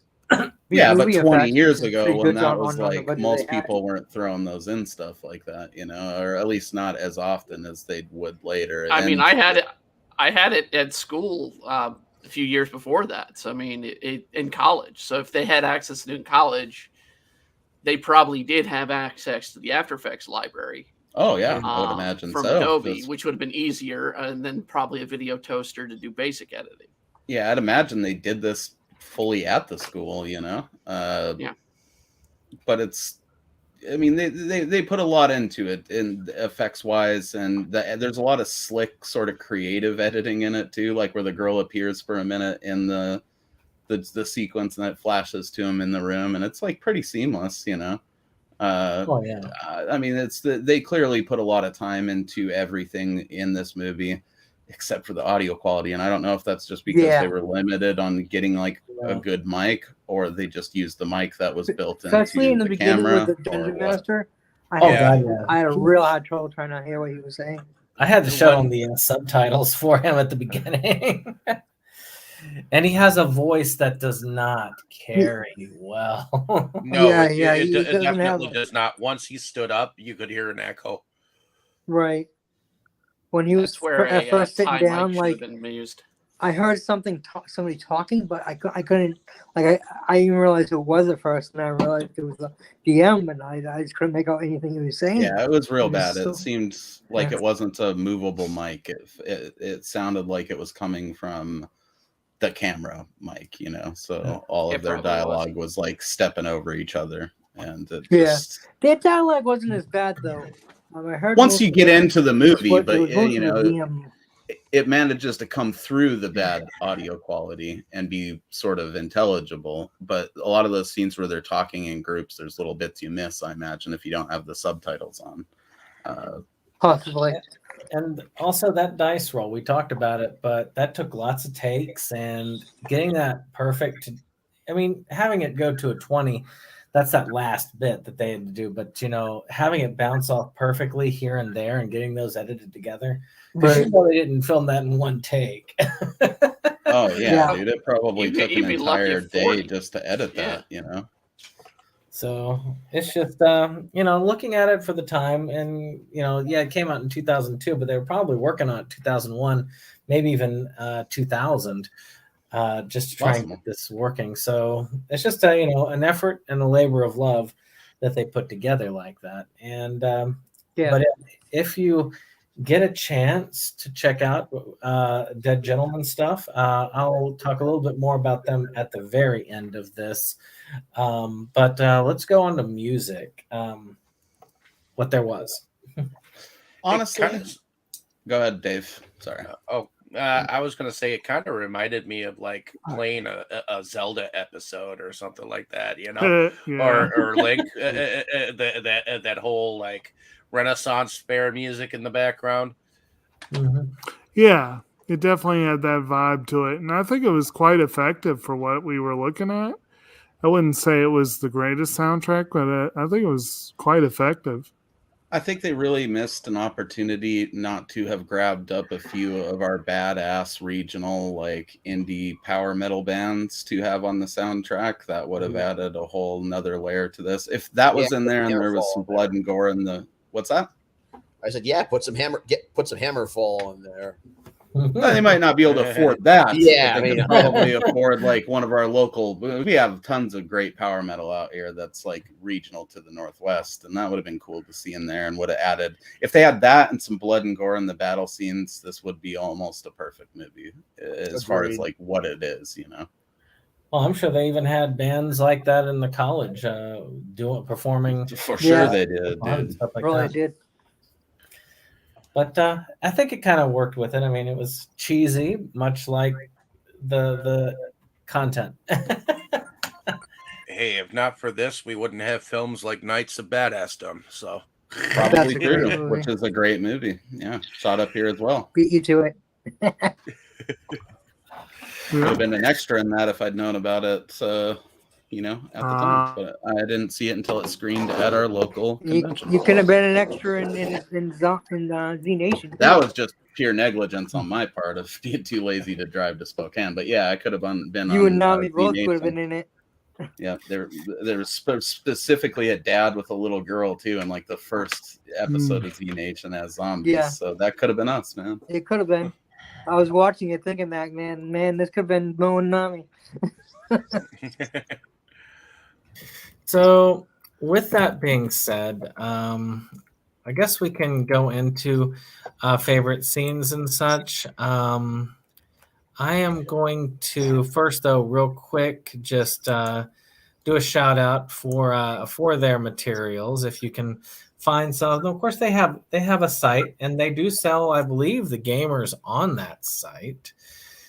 Let me see here. Last time I checked, they did.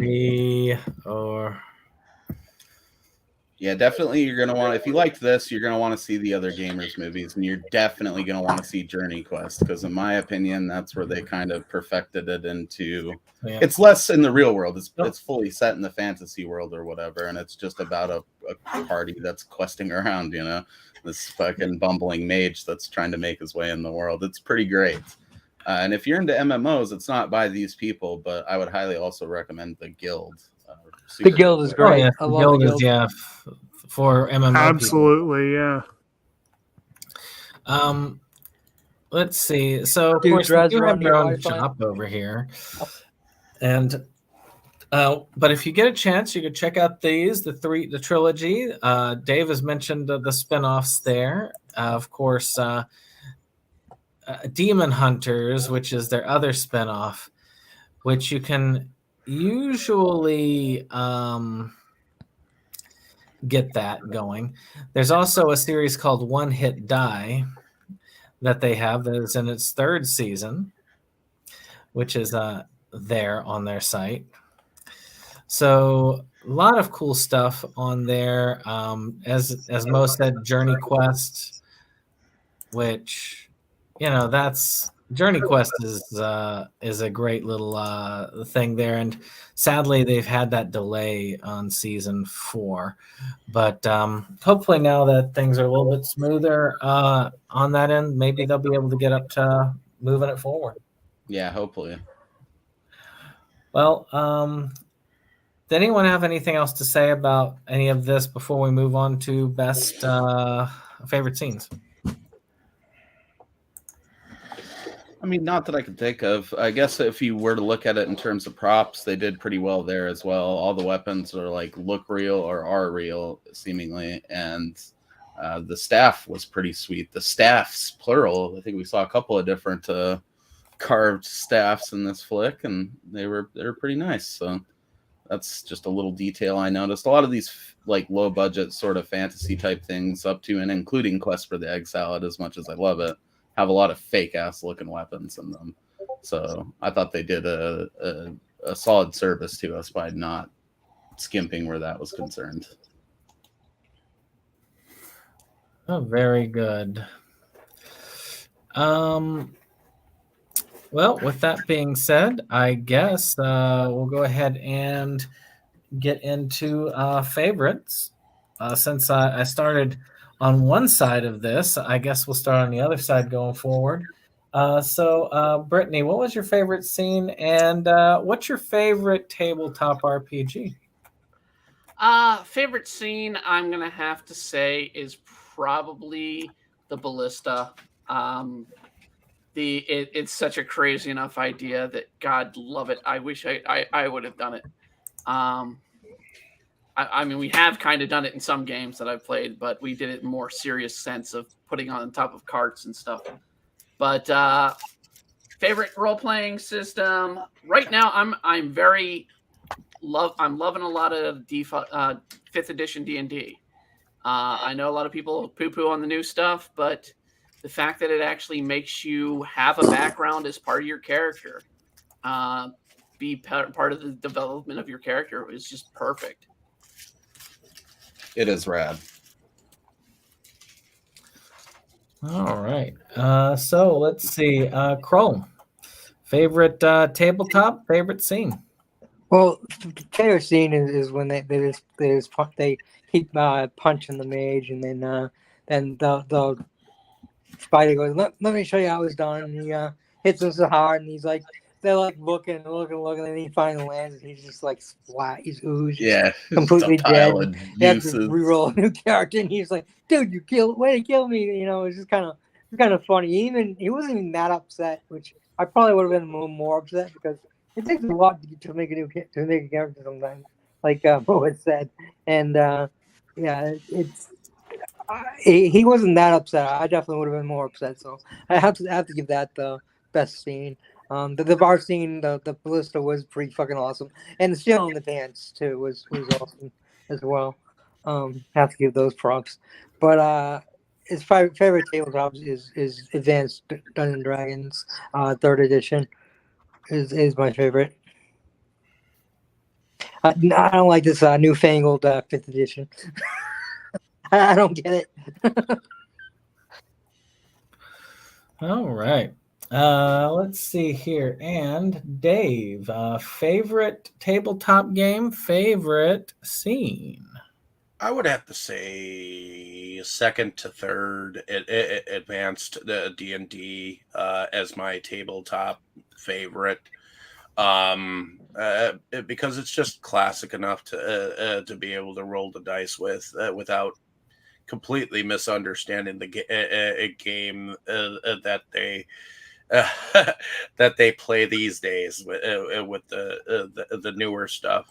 But my favorite scenes are where dude keeps shooting that King of Thieves, or that in the woods.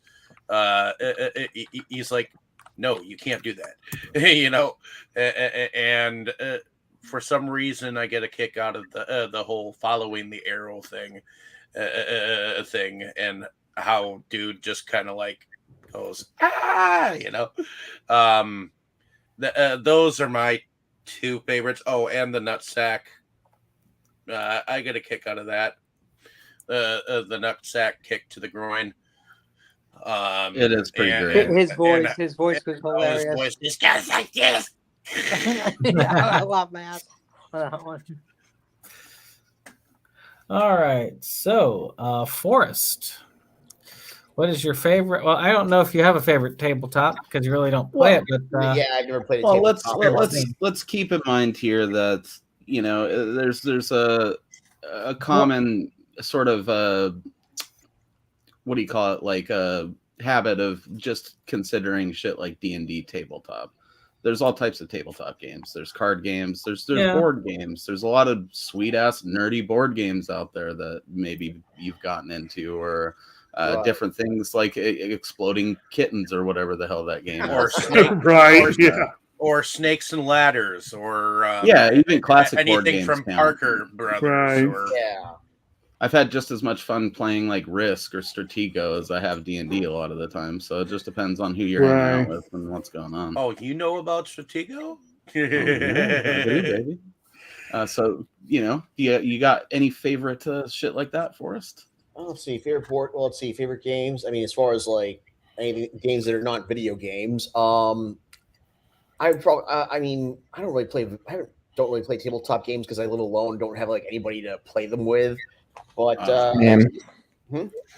Same thing here, yeah. yeah, but I do. But I did like. But I used to kick ass at Monopoly when I was a kid. Good deal. And favorites, and also also Battleship and Scrabble. Favorite scene, probably the ending. I thought with the with the girl coming in to the whole like the whole quest is made to the dorms, but she's like just there to tell them all like just shut the fuck up. Shut the I'm fuck gonna up. call Yeah, the I thought that was goddamn campus hilarious. security. Is that a thing like they could do? Just Yeah, they could call the anyone RA. can call Damn it. gamers. yeah. I used to work the front desk at the dorms when I was in college, and that was a thing. Jesus, Karen's in college. It's yeah. Okay. that sounds like a porno. They type. gotta start somewhere. Amityville Karen, gotta love her. I don't know, Karen, when it started in high school. So let's see here. Okay. I hope That's it's not a real movie. It is. Oh no. It is. Amityville's in space, bro. Everything's on the table. Yes. Yeah, yes, that it Amityville is. Karen. It's from Cool Duder. Yes, unfortunate as it is, but we'll see how it goes. Yeah, we'll talk about this after the show. But looking at that, what about you, Tammy? Do you have a favorite like board game or tabletop? And did you have a favorite scene from this? I have to say for board games, yeah, I liked Monopoly usually the best. And I like Yahtzee. Yahtzee fun. For favorite scenes, I liked it when the guy finally showed up and joined the group and went berserk. Yes. Mark. Yeah. I got a kick out of him. He's sitting there, all this stuff's coming out of his mouth, and he's just and he goes berserk. I liked him. I liked that scene. It's I pretty thought that was rad. fun. He was short and Well, and of course everyone was dead around them, and then he had to leave. That was that was the saddest part. It's like, dude, you only came around to kick some ass and then go. I liked said, also short and when sweet. the guy kept sweet. Shows up, saves the day, and leaves. in the castle. He kept he set the trap off, and then he came back. But no, I'm the thief. I do this, and then they let him go again, and he set the Master thief. trap off. But I'm a thief, so I don't sneak. I don't do this. I thought that was fun. All right. And let's see here. So, Jake, favorite tabletop, favorite scene. Okay, well, I was all set to say, well, you know what my favorite tabletop is. It's obviously Slayer's D20, although Spandex Heroes is a close second. But Mo does raise a good point, and I've always loved Risk. I guess I could put that as my favorite. It's really hard to say for sure. I mean, I'm enjoying Cards Against Humanity. I do like That's the a great DC fucking deck game. building game. There's some good games out there. That one that our friend had, a Here Kitty Kitty. I love that game. I want to play that again. And the Oregon Trail game. You know, there's some good quality games out there. But yeah, for role playing, definitely Slayer's D20 has always been my favorite. And it's hard to pick a favorite scene in this one. If I had to say a scene, it would probably be the barroom scene. Mainly because it has two of my favorite moments. If we're talking moments, stealing the pants, backstabbing with the ballista, the you seem trustworthy comment, the lift with the legs, Rogar, not the back. And then, of course, the shadow. The shadow. You know, there's a lot of good moments in this one. It's hard I don't know. to really pick one. I could have dealt without a repeat of the Shadow, Shadow. 3 times in a row. I don't know. made I it liked No, stupid, that was and that's powerful, what made man. it funny. That's the best part. Yeah, it was meant to be dumb, you know. Yeah, it definitely added humor to it. Yeah. Okay. All right, and let's see, Mo. What's your favorite tabletop and favorite favorite scene? I mean, if I have to pick a favorite scene, I'm definitely gonna have to go with the mage at the river when Hell yeah. you know they remind him of his fear of water, and he's like, "Oh yeah," and then he just starts banshee shrieking like he nailed that fucking shriek so well. I about just died. I mean, it was. Actually, one of the reasons I love Slayers is that fears are part of the character creation in that one, but they're not always in every game. And I don't feel like I've ever ran into that in D&D. So you gotta wonder if maybe these guys had some experience with something like that, or if it's just this dude wrote it in to be funny, and then he had to adhere to it sometimes. Right. So that's definitely my favorite scene. In terms of favorite tabletop shit, I'm definitely a Risk man myself too. I especially liked Lord of the Rings Risk when that came out. That was like a frequent thing that went down here for a long time. But in terms of like a tabletop role playing system, I'm a fan of the D&D as well. I think we mostly played whatever the first time that it was like mass commercially available was. So I don't know if that's like second edition or first edition. No, it's kind of confusing. But it's for you, it's probably third or fourth. No, it definitely was not, dude. All of Kyle's shit that he ran games with was like super vintage stuff from the 70s. It was probably AD&D. Oh, it was probably AD&D. He did use some AD&D and stuff too. Yeah, he had like all those old pewter figures that probably give you cancer. It was legit. He like fucking set it up like or lead poisoning or whatever. But he did it all through like thrifting at estate sales and shit like that. So it was super old shit. So I don't know. It was like whatever his homebrew combination of those old D&D systems was. And that's probably my best times I've had playing D&D. That being said, anymore, my favorite tabletop system is 1000% Tunnels and Trolls. You not only have a billion like solo like dungeons that you can do on your own or campaigns or whatever, but you can run games with friends. It's so simplistic. It just uses, regular D6 dice. You can get really stupid with it, or you can play it for seriousness or whatever you want to do. I mean, it's like the ultimate adaptable, just thrown together RPG system. And it was basically made so because the dude was like, D&D's rad, but it takes like a lot to play this shit, especially in the 70s, So let's make something simpler that you can just whip together a thing with your friends, just purely like improvising it. right there in the moment. Like, you don't even really need to have a preset campaign to Tunnels and Trolls if you just want to roll dice and fight monsters and create a crazy fantasy scenario as you go. So check Tammy, it out and get all the stuff. Go ahead. I was going to say, Tammy, didn't you get a Labyrinth board game that we never figured out how to fuck to play it? Yeah. Sounds rad. Labyrinth the movie? Oh, there's some crazy ones. Yeah, out there. Labyrinth the movie. I wonder if movie. it's the one we played. I know I played a Labyrinth game at one point. Brandon, were you there for that? I don't think so. Actually, no, I was. I remember vaguely. It was interesting. It's hard. Yeah, for me there's to tons remember of licensed board games out there, man. There's like a Thing one that looks pretty sweet. I have that actually. Yeah. It looks fun. I saw an Alien one the other day too.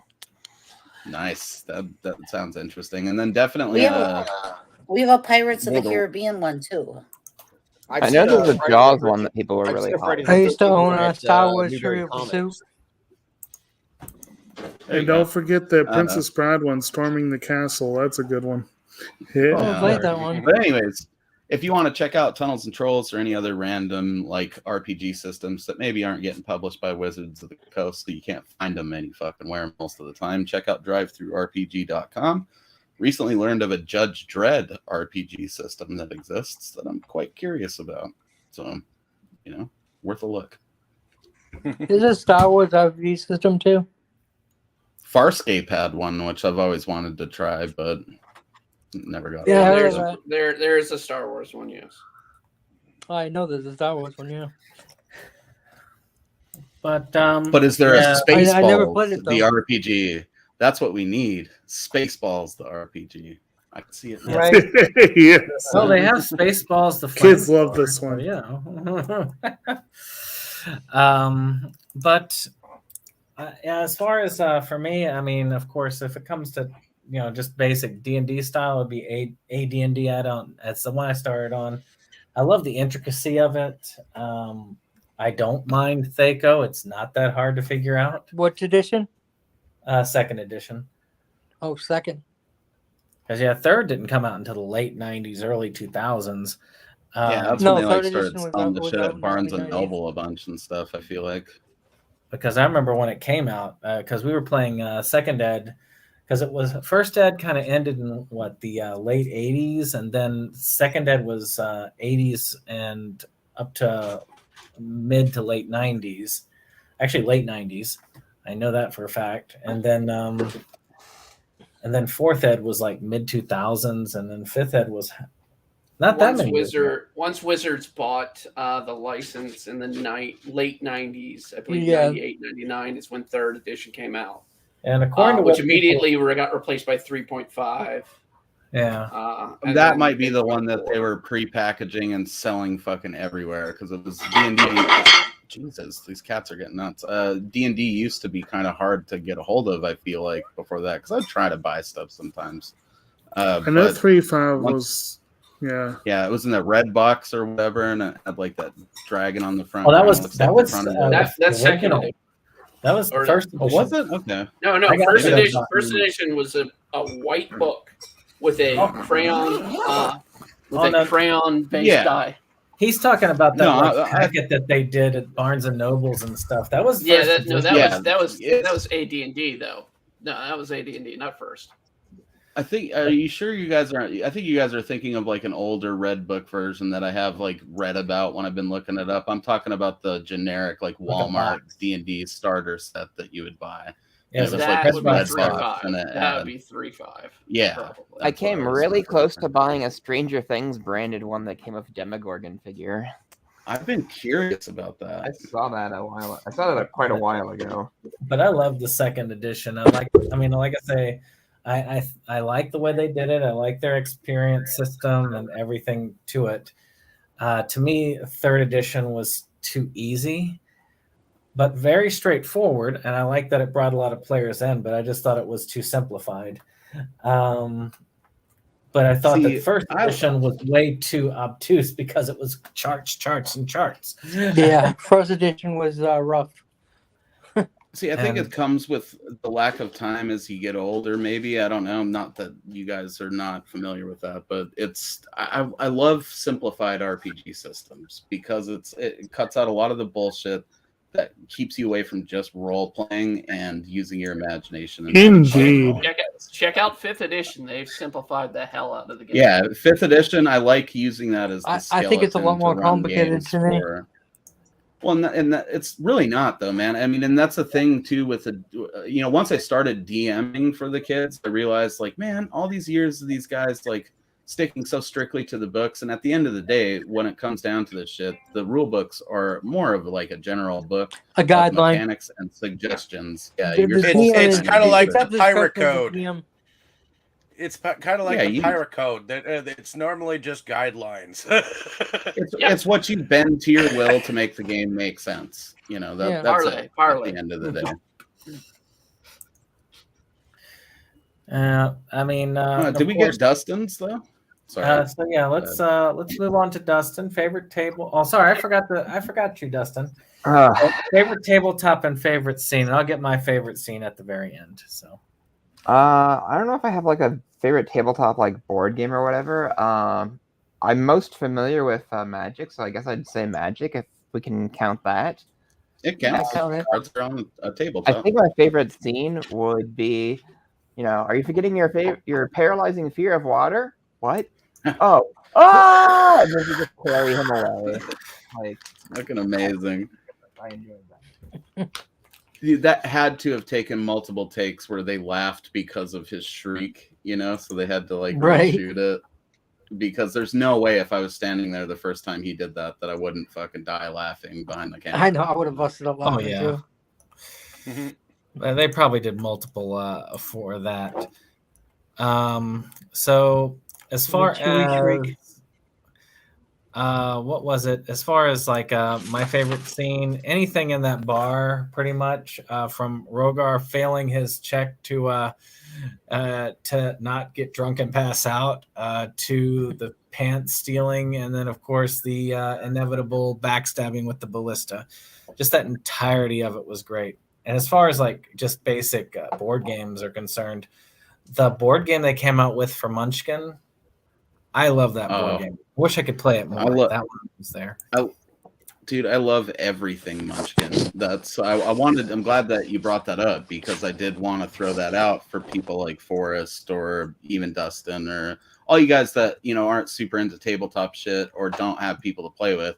You can play Munchkin by yourself, the card game, and there's so many different additions you can add to it that take it from being like generally fantasy based to being like about vampires or like Wild West shit or 007 or ninjas and samurai. I mean, it's fucking hilarious. It's basically a spoof of like all the card games that exist, So Pikachu is a card that I always bring up just to give you an idea of the general like sense of humor of the game, and it's just a rat that peeks on you. But it's so fucking fun. And then there's also Mars Attacks, the dice game. Is super fun.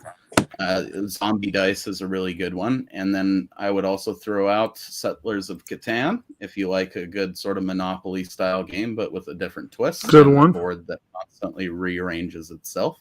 And then I would also put out Zombies. It's just called Zombies, and then there's an expansion called Humans that lets you play human characters. But it's basically like if you mixed Risk and sort of a D&D type thing with card games to make the ultimate screw your friends in the zombie apocalypse situation. It's great. Alrighty then. So check them out, guys. All you sort of novice tabletop people, because those are the types of games all of those actually you can play by yourself too. If you don't have friends, you can just sit there and play them for that is, I guess, the end of what we've got. So we'll go ahead to outros. So I guess we'll start with Kroll. Tell us a little bit about yourself. Well, I'm Kroll, aka Ron. That's my real name. Kroll's nickname I had in a video game, and my buddy Mo started calling me that in voice chat all the time. It just kind of stuck, so I'm now Kroll. And I love watching movies and TV shows and reading books, playing video games. I love coming on here and talk about the movies I watch, even if I don't necessarily love the movie, which I did this one, so that's great. Yeah, so I also come on one on Sunday with Dave and Tammy, and sometimes Mo and another guy, Philippe. We do the same thing Sunday days, so it's fun. I enjoy it. I don't have a YouTube channel myself or anything, but I come on these podcasts. All right, Dustin. I have a channel, The Crypt of Horrors on YouTube. I collect horror movie stuff and show that off there. And I am working on coming back because I've had to take a long hiatus from posting anything. But we've got some stuff in the works. Also, by the end of the month, I'm looking to do a review of Alligator for, I think it's called highdefdiscnews.com. So I should have an article on there by the end of the month. So yeah, you can also follow me on Instagram, or I'm going to start posting more pictures of the stuff I've collected, because I have been still picking stuff up here and there. It's just been kind of difficult. Even though things are places are still opening up, it's kind of hard to find good used things because of the pandemic, and that's what I've been. That's pretty much how I used to do most of my collecting. So, but long-winded blurb aside, follow me on Twitter, Cryptaxis. I hang out there all the time, and if you have any questions, you can talk to me there. DER Cryptaxis, which literally nobody has pronounced correctly. You've actually thanked me for pronouncing it correctly several times, but I think I might be one of the only ones. Doug Bradley can't pronounce it right. His wife can't pronounce it right. Like 4 or 5 streamers who've read my comments out loud in chats can't pronounce it right. It's so annoying. To be perfectly fair, I've never read it. I just remember you said it, and I was like, that's awesome. It sounds like a band name, and it just immediately seared into my brain. They're Cryptaxis, Don't know what it means, but I like it, buddy. I know, I just thought Cryptaxis sounded cool, and it's like, I wanted just Cryptaxis, but some idiot has that, so I like the "der" at the beginning. German, I threw the German "the" in front of it because I have a good choice. German. I have a German alligator poster, and it's like "der Hor alligator," and I was like, that sounds kind of cool. So. All right, so let's see. Next down the line is Mo. Tell us about yourself. Well, I do have my own channel called Retro Cult Home Video, where I've done several full moon reviews and some other stuff. Definitely check it out. It's kind of on hiatus at the moment because I'm focusing on building up a different podcast that I've been participating in called the Amityville Horror Podcast. We've done some pretty cool stuff over there. We got a discussion out for Frankenstein's Army. The cats are certainly stoked on it. And we also did a discussion for Dude Bro Party Massacre 3, which was one of the best things I've ever fucking seen. Definitely check it out as soon as you can. It's streaming for free on Tubi. We've also got an interview with Patricia Tallman of Babylon 5 fame up on there that unfortunately I had to sit out for. But tomorrow we're going to be reviewing one Catherine Mary Stewart, who some of you guys might know from The Last Starfighter, Weekend at Bernie's, Night of the Comet. We're going to be hanging out with her for an hour or two tomorrow, so that'll be pretty cool. And I look forward to sharing all that stuff with you guys. Big shout out to Don and Clint for including me in that. I think it's a great opportunity. And so far, I have not regretted a singular second of it. So. All righty then, Jake. Well, my name's Jake. I am here in Central Virginia, where I am the co-host on SeptumSin versus the World. I also dabble in a handful of different channels. I've been joining Mo and Company for their Ghibli series, which hopefully will continue onward and upward as we go through those movies. And I guess I'll be cameoing We can camo coming you up in the background. That could happen. You could be the in rip for this shit. I know there's a Project Undane's channel coming up somewhere later in the season, but also come on this channel quite a lot, and then the complimentary one, Delusions of Grandeur, just to hang out with these fine folks and shoot the shit about movies that we either all enjoy or in some cases don't all enjoy, but you know, sometimes that makes for a more fun discussion. And meanwhile, I am a movie fan, collector, small time would-be producer. I've been hitting a few things up on Kickstarter and whatever, and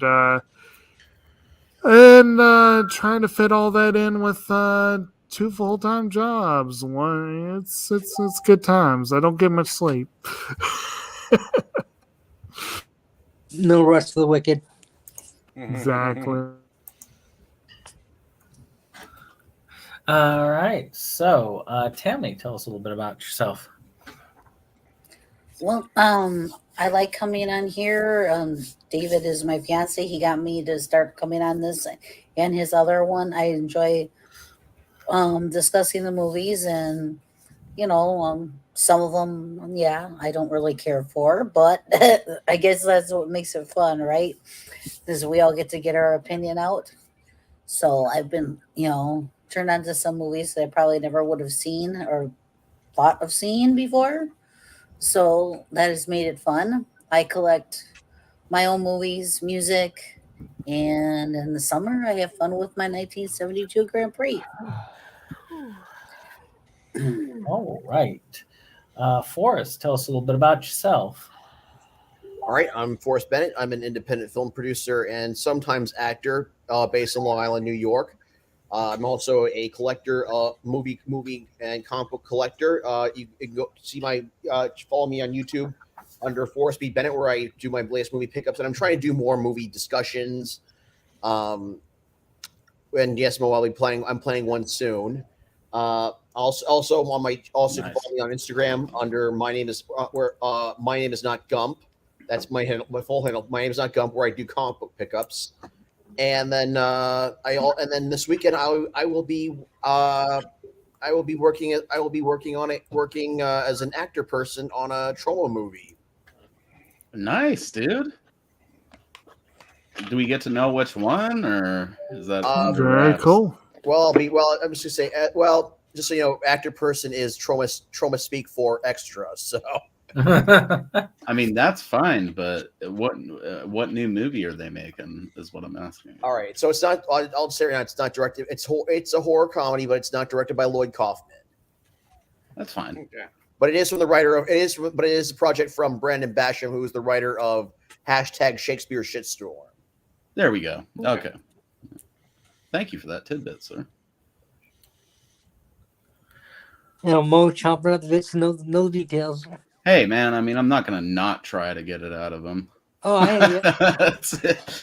It's what you got to do. He's got to be hush hush about it because he's one of those actors. Yeah, I'm not trying to get him to get in trouble by telling us, but if you can, give us a little something. A little tiddlywinks info. A little something. All right. Is Kristen Dunst in this movie? No, well, we're gonna move past Dave because we'll hit back to him at the end and go to Brittany.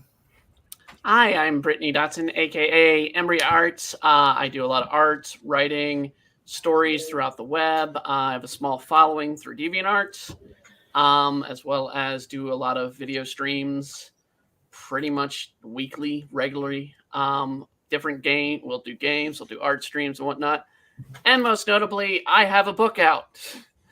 It is now available officially as of today. Demon Blade Book 1, which is my first comic book release physically through Amazon. Oh, congratulations. Out now. Yep. So how much are you charging for autographs? For autographs? If you can get me to autograph one, I'll autograph one. You got to track me down, though. So is it about a sentient sword that uses a demon as a weapon? Is that what's going on in there? Actually, kind of the opposite direction. Demon's heart used to make and craft a sword. There you go. Yeah. So is that your stuff available? I've been meaning to ask. Is it like, do you do this through Twitch or is it on YouTube or is there a way? Can you watch like old streams on Twitch? I'd love to start watching it. You can watch. You can somewhat watch the ones on Twitch. I do have them on Twitch. I have them on YouTube. I'm also on Rumble. So yeah, you can and also on Facebook. So I mean, I stream across 3 platforms. That's what I was thinking, Dustin. What you should as soon as you said Rumble, my mind like just fixated on only that. What is going on with that? What you should do. The thing, if you support the Patreon or read the or go to Amazon Prime, you can read Demon Blade. So, yep, she's got some omnibuses. Oh, there. cool! I got Amazon Prime. Big, like if you want the big ones, you can go there and get that digitally. Is or you can buy the paperback. Yeah. Yes. So yeah, I'll be showing that off when it arrives. So let's see here. I guess for me, I'm SeptumSin, a SeptumSin versus the world. We love physical media here. Matter of fact, I just made an order I probably shouldn't have because I realized that One Hit Die is the first season's out of print, so I wanted to get the other 2. Well, your bank account might hurt. You make us proud every time you do that, Brandon. So just remember that. Keep collecting. We, of course, have a lot of projects that are in the mix. We are changing out how we're filming. So we're doing experiments. I don't think our video for today looked as good because it was just 30 frames HD. But our pickup's going to be in 4K. I need to adjust the brightness maybe for the next one. Damn. But we did a massive pickup this week where we celebrate Jake's birthday, which is loosely around sometime in the year. And as most birthdays are. And we have some fun upcoming projects. Of course, Mo's going to be helping me again as we tackle the 3rd Bad Ben film, Batter Ben. Can't wait. And we'll be recording that soon, and then we're going to have that out at the end of the month. And I know we have another project we're working on to supplement our viewing for next week as we cover the anime DMC, which is going to be fun.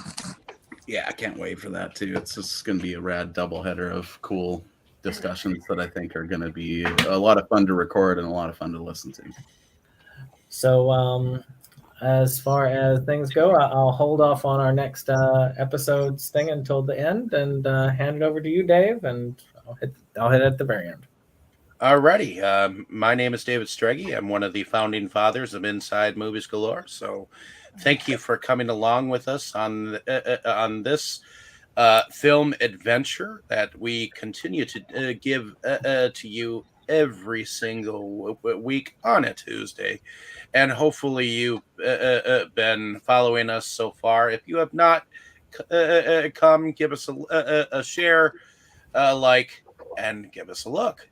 But I also moonlight under a different channel called Delusions of Grandeur, where we also podcast under the same guys, along with Kroll and my fiance and a good friend of mine that I shall just call Boris.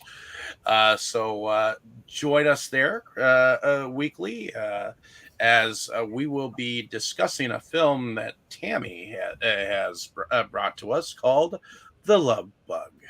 So we are continuing a car-themed moment here. And I also do video pickups and video reviews from time to time. I actually just filmed one video right before the show of some video pickups. So as soon as I get that up and out there, you can see some of my newer pickups. So definitely check that out. And hopefully we'll be back next week with some cool stuff, which Brandon, We have one more from you, don't we? Oh, 2 actually. Oh, As we run, like I say, we were exactly in the middle. 2 on, 2 left. Y'all aren't going to be rid of me that easily. crap. Yeah, I But like the pick so far. the next one is going to be a little bit of a challenge, which is a Japanese film. Challenge? And it is based off of an anime, which you might have heard me mention previously to Mo, because Mo and I will be covering the anime itself, which is Detroit Metal City, or DMC. It's again staying with my theme of, for the most part, comedies, and this one is very comedic. So if you like metal music, death metal music, and you like comedy, you'll probably like, well, very tongue-in-cheek comedy, you'll probably like this. Very raunchy tongue-in-cheek comedy. Very much so. In fact, tongue in all sorts of openings comedy. Yeah. Yes. God bless you, Jacob. Oh my God. I love you now more than I ever have. He definitely likes to go places, to be sure. Matter of fact, I can actually, since I have control over this, I can actually. There you go. There you go. I mean, if that doesn't bring a deep joy to your heart, there's something wrong with you. That's one of the advantages of having them all loaded up. I have it loaded up all the way through the end of April. So this is what we'll be looking at next week. Can't wait. All right, Dave? All right. Looks pretty epic. Weirdly, he brought up this metal-centric shit, like right in the biggest divergence from metal I've ever been in my life with this Goth Quest. So it's like a fun way to remind me of my roots or something. Well, you know? it's Japanese metal, so maybe it's a difference in there. Well, Right. we definitely had some fun, ladies and gentlemen. So hopefully you'll be back with us next week. But for now, good night. Good night. All right. Hope you had the Good night, endurance for it. everybody. Good night.